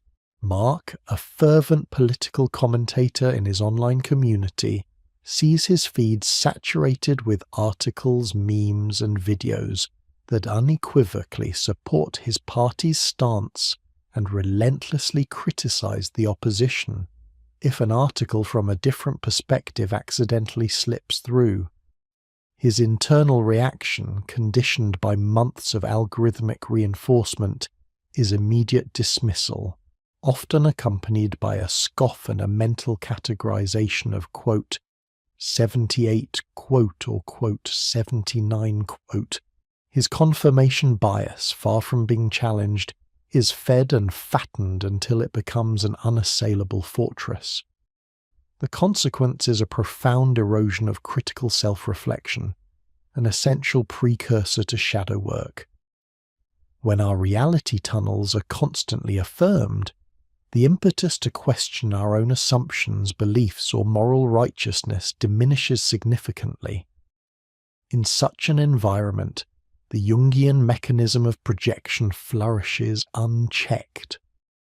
When, quote, 80, quote, whether a political opponent, a cultural group, or an ideological adversary, is consistently demonized and presented as unequivocally wrong by our curated information streams, it becomes extraordinarily easy to project one's unowned darkness onto them.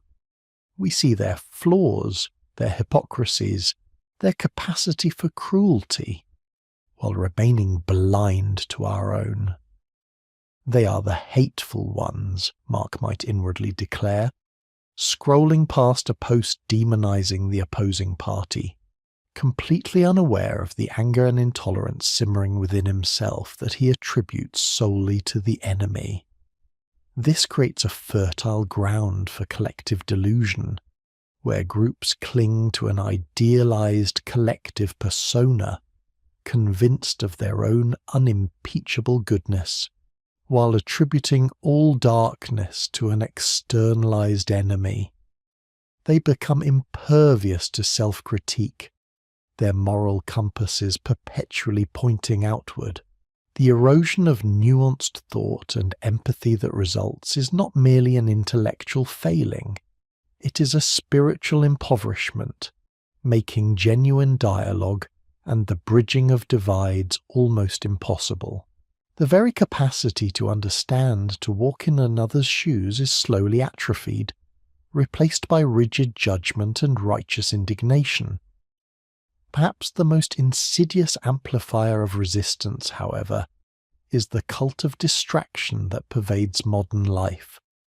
In an age of ubiquitous smartphones, endless streaming content, incessant news cycles, and an always-on culture, moments of quiet introspection have become increasingly rare, almost an anachronism.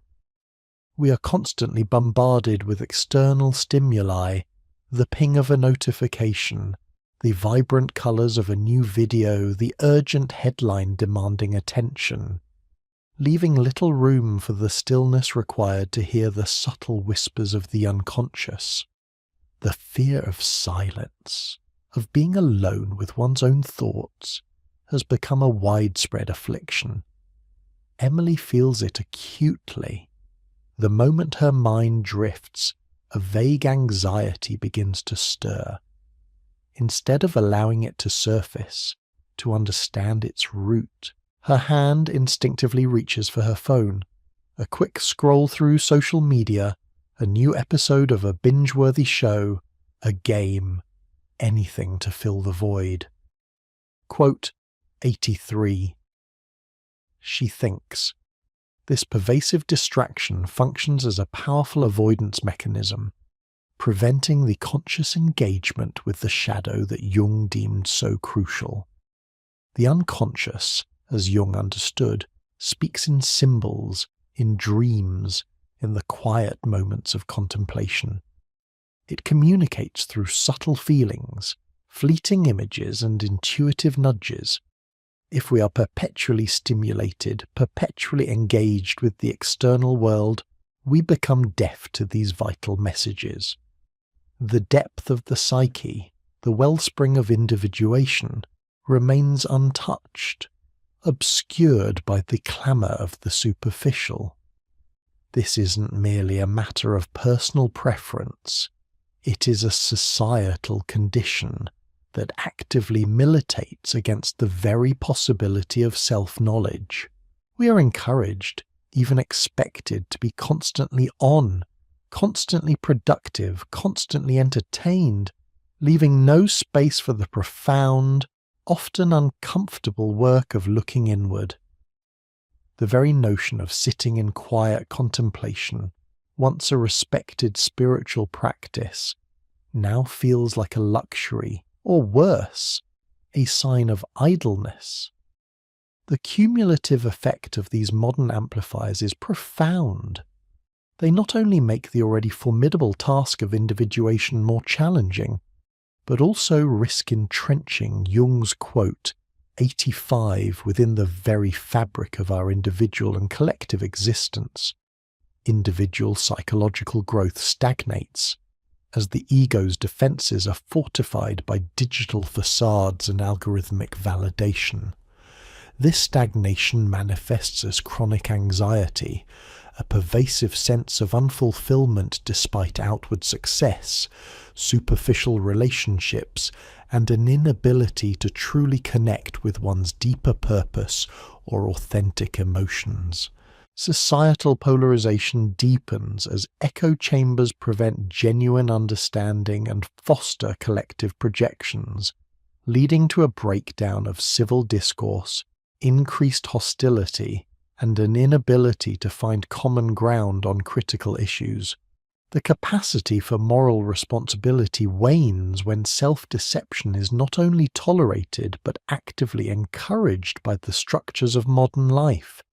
It becomes easier to blame an external enemy than to examine one's own role in collective challenges. We find ourselves in a perilous state where the imperative for introspection, for facing our inner darkness, has never been greater. Yet the forces arrayed against it have never been more potent. The question then becomes urgent. Can a civilization that continually shies away from its own shadow, that actively constructs elaborate mechanisms to avoid self-confrontation, truly hope to navigate the complex challenges of its own making? Or is this refusal to look inward the ultimate harbinger of its undoing? Is it possible that by continuously externalizing our problems and perfecting our collective blind spots, we are unwittingly steering ourselves toward a future of perpetual conflict, moral decay, and a profound loss of humanity? The very technologies designed to connect us and inform us might, paradoxically, be the instruments of our deepest disconnection and most profound ignorance, leaving us adrift in a sea of curated illusions. The unresolved question weighs heavily upon us, a persistent, almost suffocating burden that presses down on the collective consciousness. Can a civilization increasingly unwilling to confront its own shadow truly navigate the intricate tapestry of its challenges, or is it, through this very avoidance, unknowingly charting a course toward its profound undoing? This isn't merely a philosophical musing for the ivory tower, it's a vital existential query whose answer will determine the very fabric of our future. The intricate tapestry of our challenges, from climate change and economic inequality to geopolitical instability and the erosion of trust, demands clarity, self-awareness, and a capacity for collective action that seems increasingly elusive. The trajectory of modern society, when viewed through the piercing lens of Carl Jung's most dangerous sign, suggests a growing peril, an escalating entrenchment of the very psychological dynamics he so presciently warned against decades ago. This sign, the unchecked projection of the unacknowledged shadow, now manifests not just in individual neuroses but in the pathological symptoms of an entire global community. We observe with increasing alarm how the individual phenomenon of persona identification and shadow projection scales up, infecting the collective psyche and manifesting as pervasive societal pathologies. This alarm isn't a sudden sharp shock, but a slow creeping dread, a gnawing unease that settles deep in your bones as we witness the daily unfolding of division and animosity. It's the feeling of helplessness as once stable social structures fray, as trust evaporates, and as meaningful dialogue becomes a relic of a bygone era. The digital echo chambers, once merely a novel social construct promising connection and community, have solidified into fortified bastions of collective persona. Imagine high, impenetrable walls, not of stone, but of shared assumptions and self-reinforcing narratives, where group identities are not merely affirmed but aggressively policed, with a zeal that borders on fanaticism. Dissenters are not debated, they are purged, their voices silenced, their perspectives deemed dangerous impurities. Within these digital enclaves, the Yahala Quote 86 blossoms with terrifying vibrancy. The collective persona, often founded on an idealized vision of its own righteousness and moral superiority, systematically represses any internal dissent or complexity that might challenge its coherence. Quote 87. The unspoken creed whispers, quote, T8. Any voice that suggests a different angle, a shared failing, or a nuanced understanding is swiftly branded as traitorous. The result is a society increasingly fractured, where the nuanced understanding of differing perspectives is not merely difficult, but actively discouraged, deemed an act of betrayal against the group's idealized self-image. The internal thought of an individual contemplating a challenging viewpoint might be, quote 89. This self-censorship, born of fear, further cements the collective delusion, creating an impenetrable fortress of shared belief that allows no light of self-reflection to penetrate. Consider the pervasive polarization that now grips so many nations, transforming political discourse into a moral crusade.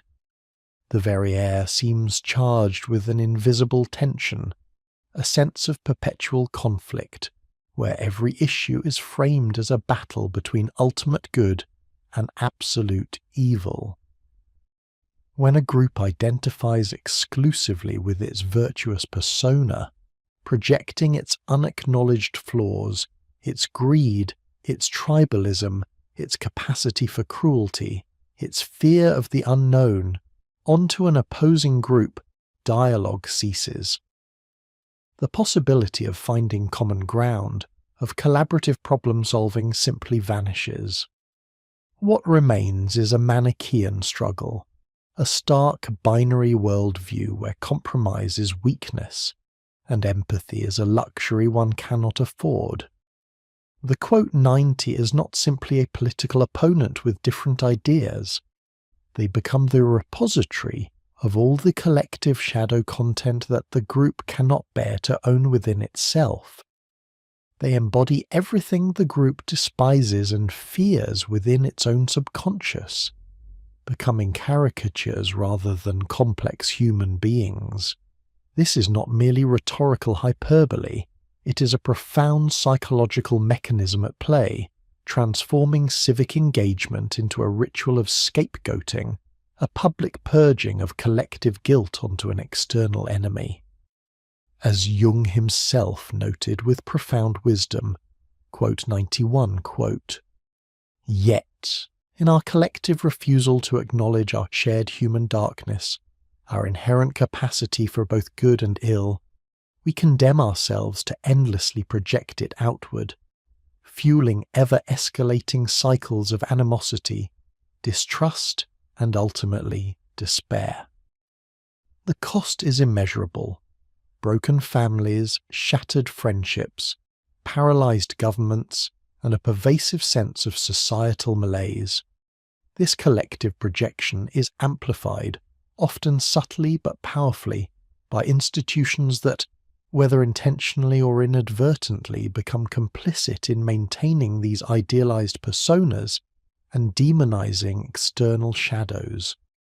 Media narratives, for instance, can inadvertently reinforce the quote 92 dichotomy by selectively highlighting certain aspects of reality, by framing events through a specific ideological lens, thereby validating one group's persona while simultaneously serving as a distorted mirror for the other's projected shadow.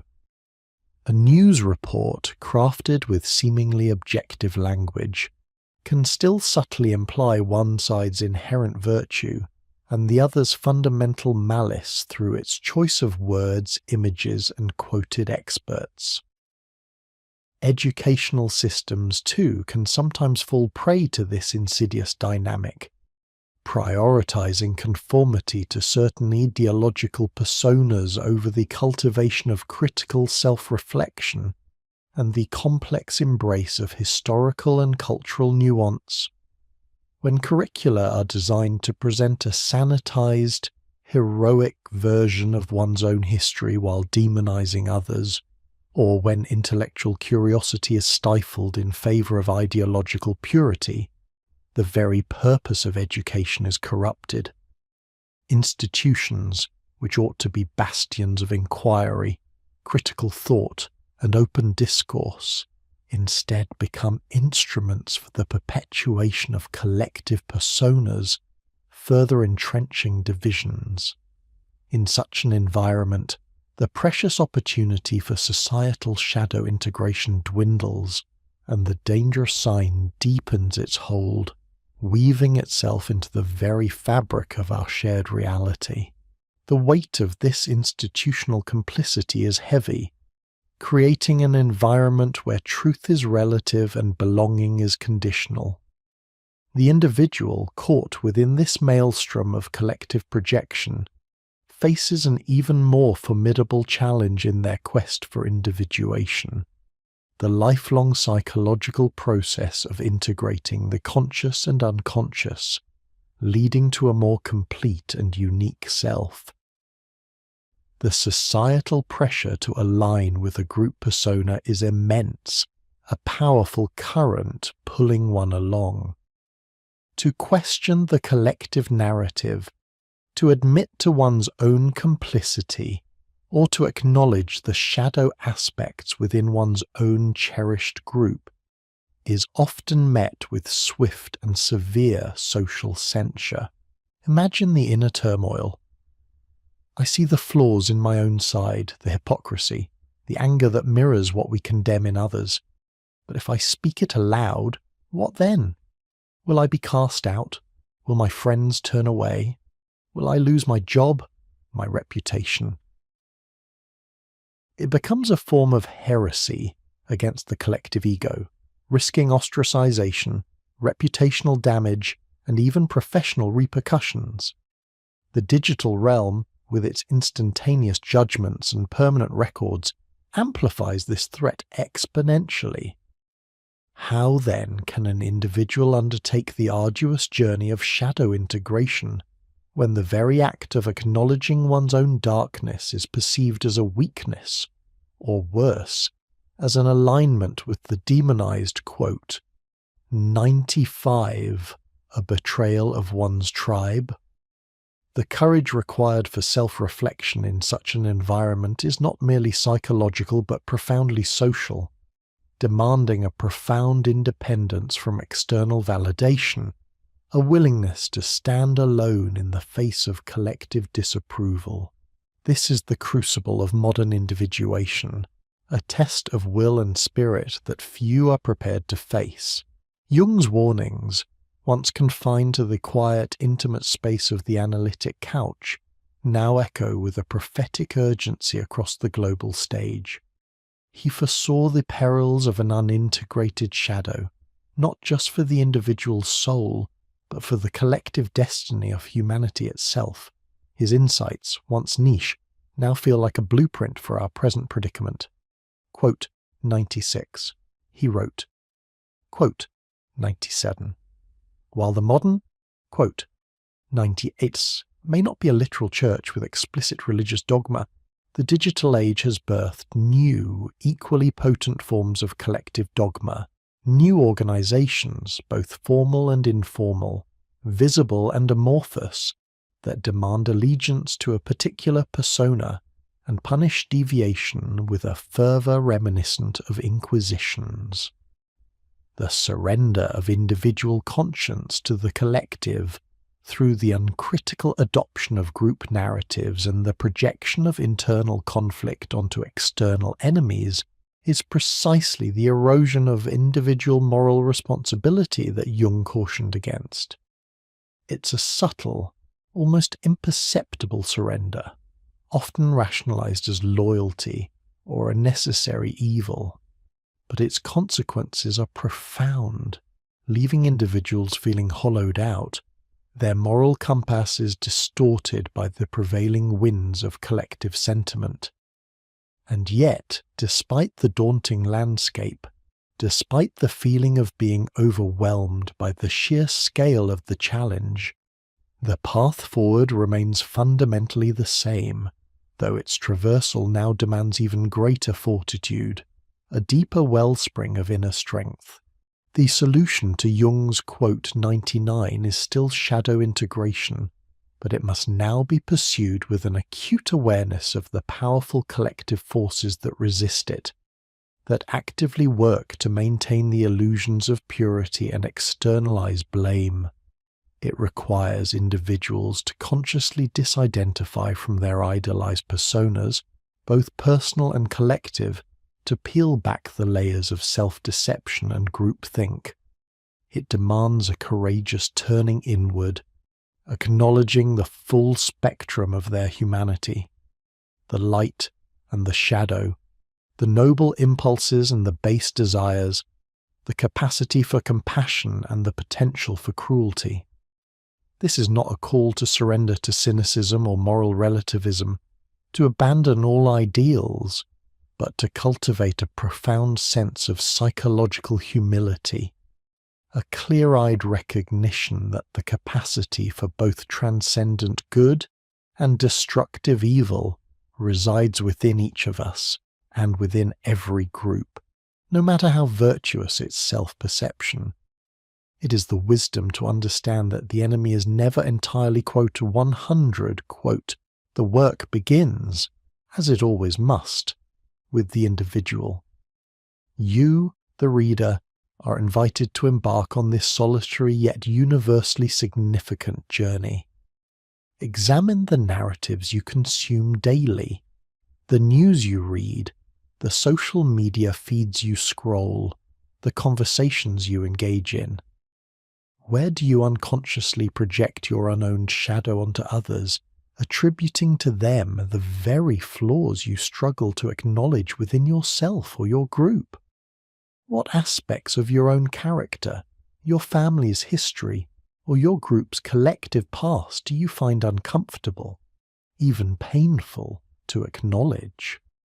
What idealized persona do you present to the world, carefully curated for acceptance and approval, and what might be lurking beneath its polished, seemingly flawless surface? This introspective work, though solitary and often uncomfortable, is not without its profound collective implications. Each act of conscious integration, each moment of genuine self-responsibility, each brave acknowledgement of internal complexity contributes to a subtle but powerful shift in the collective psyche, like ripples spreading across a vast ocean. It's a quiet revolution, one soul at a time. Furthermore, we must actively cultivate and protect spaces, intellectual, cultural, and interpersonal, where genuine dialogue, critical self-inquiry, and the exploration of complex truths are not only tolerated but actively celebrated. These are the crucibles where the collective shadow can begin to be processed, where the other can be seen not as an enemy, a blank canvas for projection, but as a mirror reflecting an unacknowledged part of the self. Imagine a room, physical or virtual, where people can speak their doubts without fear of immediate condemnation, where listening is valued above asserting, and where true understanding is the goal, not victory. Such spaces require immense courage, the courage to listen deeply, even when the message is uncomfortable, the courage to be vulnerable and reveal one's own uncertainties, and the courage to hold paradox without demanding immediate simplistic resolution. They are fragile, precious spaces in a world that increasingly demands certainty and conformity, but they are absolutely vital for our collective healing. The immense challenge before us is undeniable. The forces amplifying Jung's dangerous sign are deeply embedded in the very fabric of modern life, woven into our technologies, our institutions, and even our most intimate social interactions. To reverse this trajectory requires nothing less than a collective awakening, a conscious decision by millions to reclaim our moral and psychological sovereignty from the seductive allure of idealized personas and the destructive impulse of projection. It demands a commitment to the arduous lifelong work of self-knowledge, not just for personal well-being, but for the very survival of a civilization teetering on the precipice of its unowned darkness. The question is not whether we can embark on this journey. The human capacity for growth and transformation is boundless. The question is whether we will. The stakes, we contend with an urgency that resonates through every fibre of our being, have never been higher. We have, in our preceding analyses, meticulously outlined the architecture of Jung's most dangerous sign, the unconscious identification with an idealized persona and the subsequent vigorous repression and projection of the unacknowledged shadow. We have traced its insidious progression from individual neurosis to civilizational peril, underscoring how modern technological and social structures amplify its destructive potential. The intellectual understanding of this phenomenon, we contend, is accessible. Its logic, once illuminated, becomes difficult to dispute. Yet a chasm often yawns between intellectual ascent and genuine psychological transformation, between the conceptual grasp of a truth and its visceral, lived integration.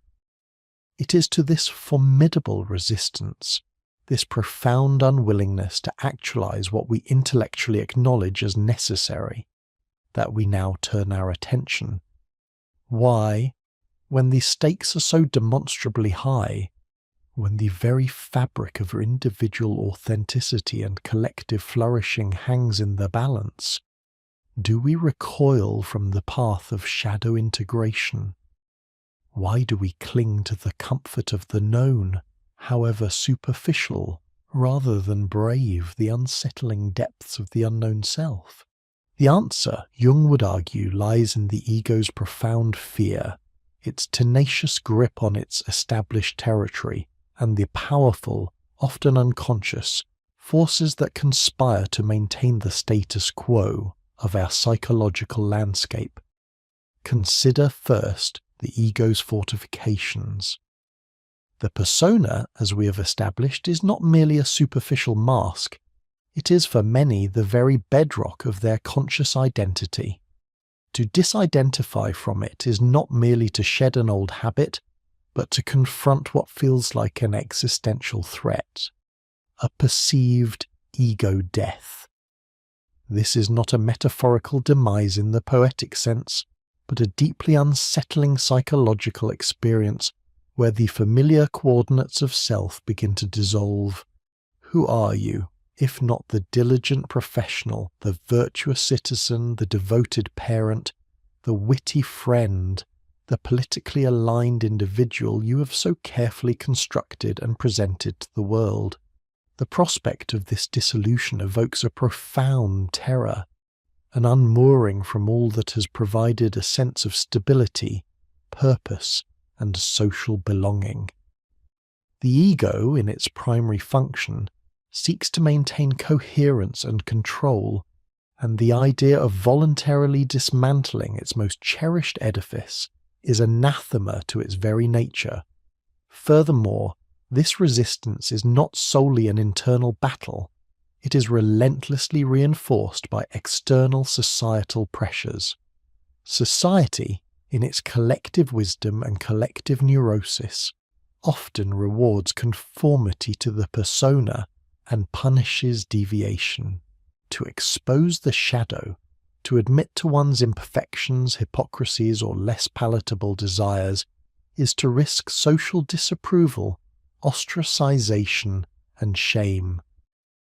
Our cultural narratives frequently celebrate idealized virtues and demonize vices, creating an environment where the repression of the shadow becomes not just a personal defense mechanism, but a socially sanctioned imperative.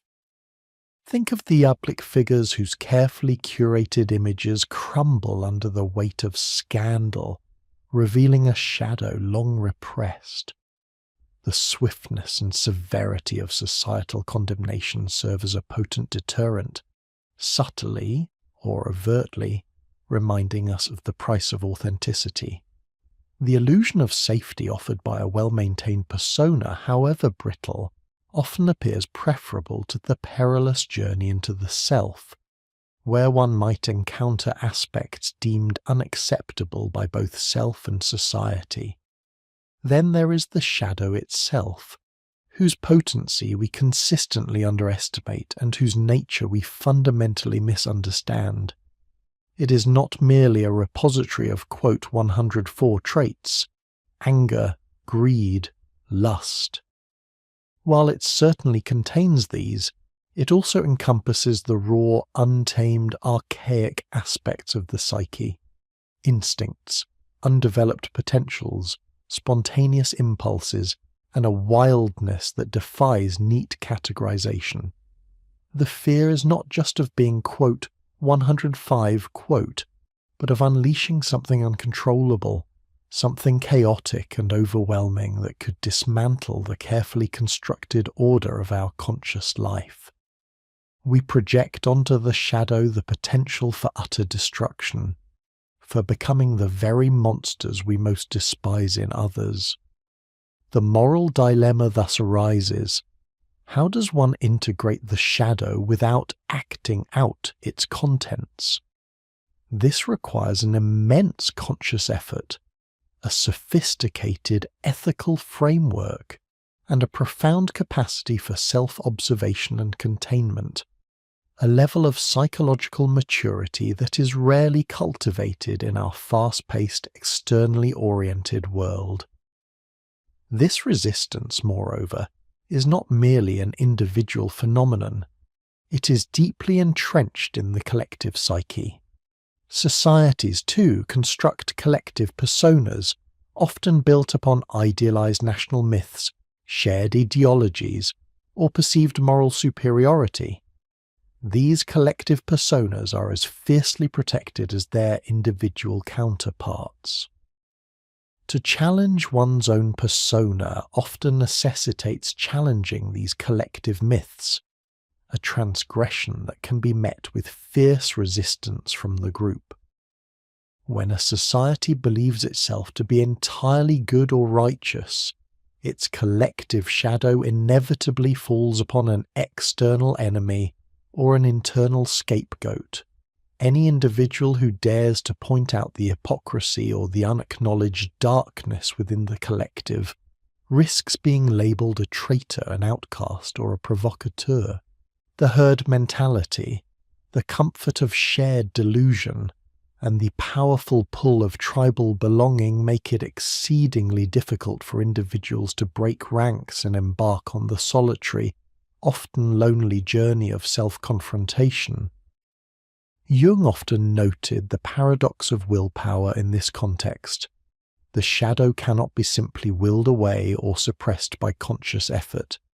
Such attempts, in fact, often backfire, leading to more virulent projections or explosive, uncontrolled manifestations.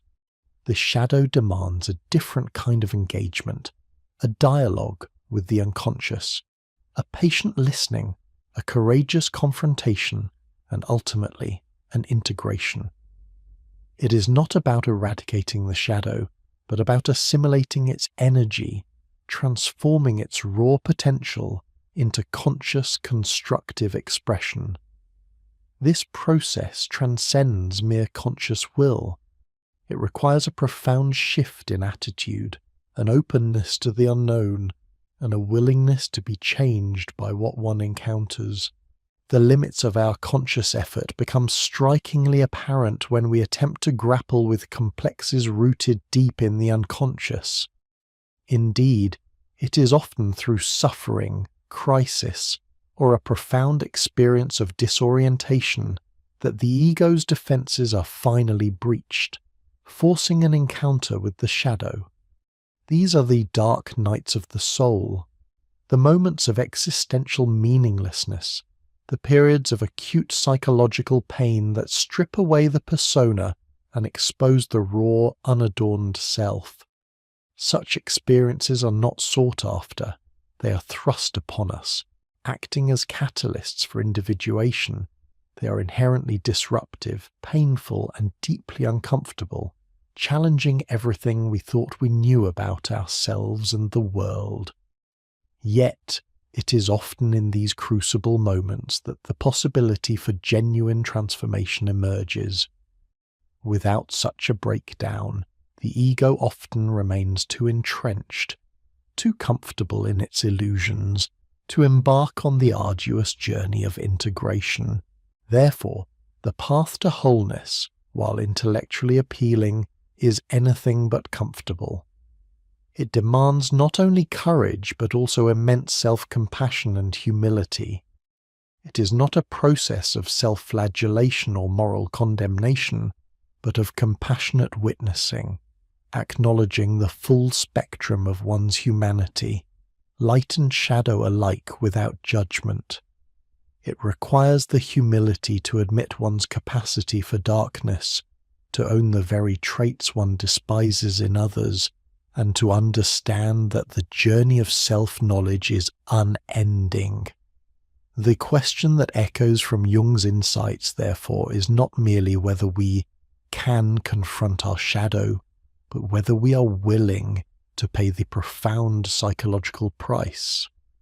Are we, as individuals, prepared to dismantle the comforting illusions of our personas, to brave the terror of ego death, and to integrate the wild, untamed aspects of our unconscious?